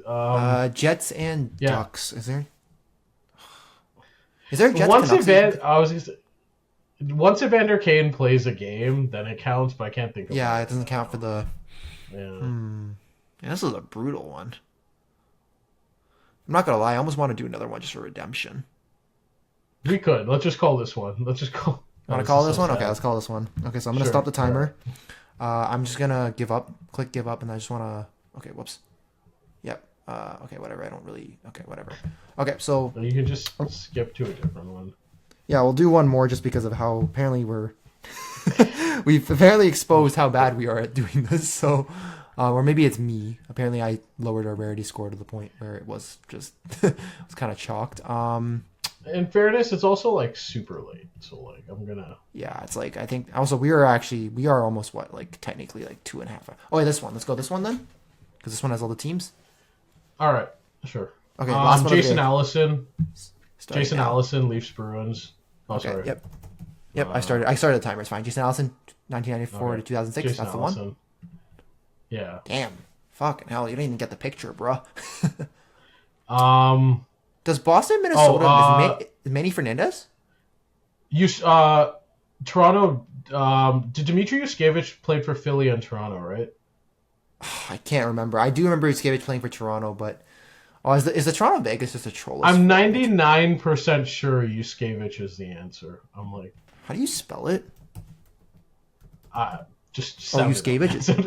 Is that right there? Yushkevich. Yushkevich. This one, right? Y-U-S-K. Yeah. Okay, fair enough. Apparently you're rolling with this one. Blackhawks. Bruins. Wait, who's the Leafs? Ryan Reeves, right? Yeah, Ryan Reeves is one, I think. Would that be Leafs too high? Vegas? Who was their pick in the expansion? I don't know. I can't remember. It was so McCann was the one in the Seattle one, but who was the one that the Leafs got taken from in the?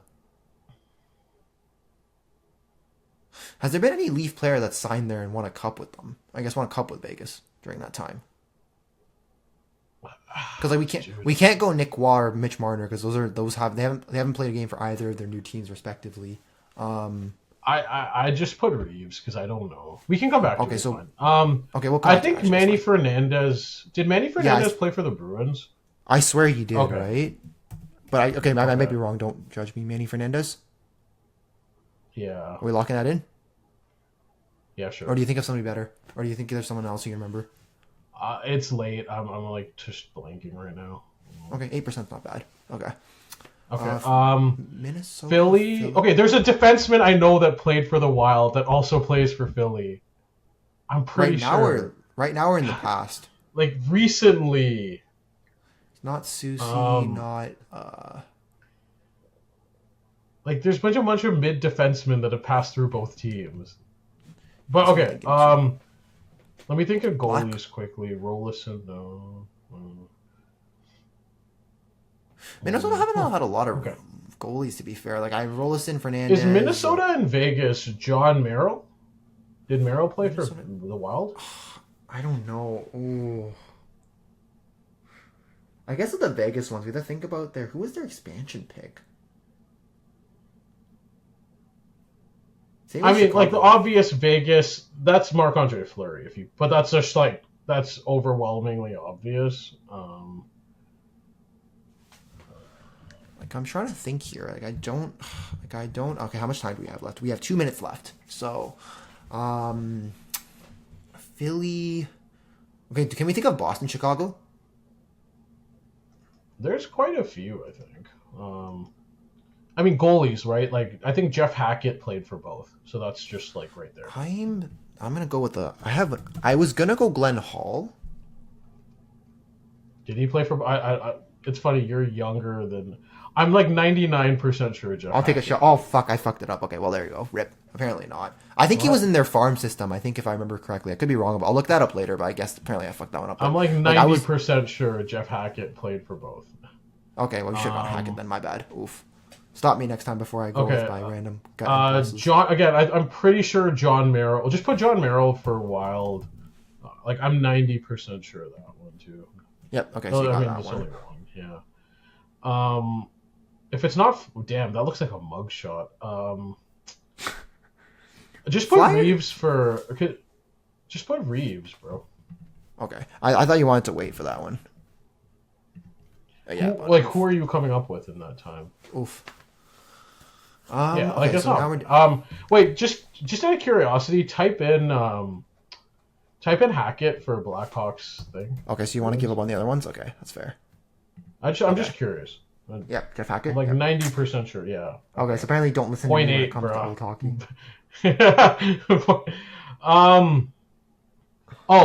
Flyers, Blackhawks, Alexei Zhamnov. This one? Yeah. Damn, that's a reach and a half. Okay, Okay, and then we have one more guess. Like, I know my 90s. I know my 90s to early 2000s, bro. Flyers Wild is interesting. No, Chechmanek. Oh, that's time. That is time. Okay. I mean, you could put Fleury in. Like, you could throw Fleury in just to finish it. That one. Here? Yeah, I think this is the only spot, Yeah. right? Fleury. All right. Well, this. Oof. Okay, I'm curious about the Flyers Wild one because that is the one I want to have a look at. Let's look. Well, no, I mean. Okay, well, we can take a look, but I'm pretty sure. I want to say No, not Middleton, but. Oh, Yeah, there's a bunch of guys. You can't tell me just the answer for all. Oh, Breeze Gallo. I guess Nick Schultz could have been the random defenseman that was through there. You could have been one of them, I guess. Who are the other guys that played for the Leafs and played for the? Vegas? That was the one I was more. There's only 10 Yeah, apparently, and- so this is yeah. this is a smaller list. Oh. Oh yeah, Yeah, this Castro, one we that kind of one. this one we kind of Pacioretty. forgot about. This one's Oh a yeah, little recent. Samsonov. Oh god. Okay, Michael Amadio. I just had no idea. And then Chicago, I think. Brendan Leipzig I did too, and then a lot of these ones are weird ones. Adam Brooks, Ben Hutton. Leipzig was their expansion pick. Ah, that's what it was. Okay, so which one did you want to look at again? The Wild and this one. Wild and Chicago, Golden Knights? Vegas. Oh, Chicago. No, Vegas. Whoops, okay. Chicago. Yeah. Yo, it's gonna be like an obvious one, and we'll. Oh god, I forgot about this one too. Oh yeah, because they were the same goalie. I thought they were weren't they in the same goalie tandem that year? Yeah. And then Malcolm Yeah. Subban is the weird Okay, one. yeah. All right. Well, this was just an off day. No worries. All right. All right. So oof to us. Apparently, yikes is all I have to say. I will say I felt I did my part. I'm just gonna throw that out there. I felt. Yo, man's out here throwing me under the bus already. Oof. I will say, like, one thing, I'm not good at very many things, but when it comes to like 90s hockey players, I do know quite a bit, I will say. That's fair. All right. All right, so guys. I think next, Thanks for tuning in. That was probably want one to of talk the about more what we're covering next week? concise. Yeah. You want to talk about what we're I don't covering even next week, know or yet. What okay? I guess are we'll see if there's anything. I think most of the big free agent signings have happened. So like maybe something related to fantasy hockey is probably what I'm thinking. So we've made a commitment to do these pods more consistently, more frequently. I think one we're gonna do is fantasy. Like, who are the big winners and losers of fantasy hockey? Like, for fantasy hockey purposes, one we'll do. And then I think the other one I want to do after, because the dust is pretty much settled. I want to do the 5 best and 5 worst, like, teams in terms of future outlook, like going forward. Yep. I feel like we're gonna have Which the Sharks teams do I think have one of the 5 like best. who are the 5 best situations and who are the 5 worst? And I think, and that can vary, right? Because there's gonna be teams in different contention windows who are in the 5 best, and there's gonna be teams in different contention windows who I think are in the 5 worst as well. So yeah. All right, so I think that's enough for us today. It's almost been 3 hours, which has been crazy. So I appreciate you guys sticking with us, because honestly, there's a lot of other things you could have done, but we appreciate you guys listening to our passion for the NHL, mostly the NHL. I was gonna say hockey, but it's mostly the NHL. I mean, I'm not watching SM Liga, are you? So no, I'm not watching. Apparently, if there's somebody worth signing there as an undrafted free agent, maybe somebody would watch it, but I think that's as far as it would go. Yeah. All right. Well, for us at Tone the Crease, again, next episode will either be fantasy or be about what we think are the best team situations going forward. Again, on a late July 4th. Again, happy 4th of July to those in America. I'm SJ. That's WillyDubz. We're signing out. We're signing Talk to you out. later. See you guys later. Peace.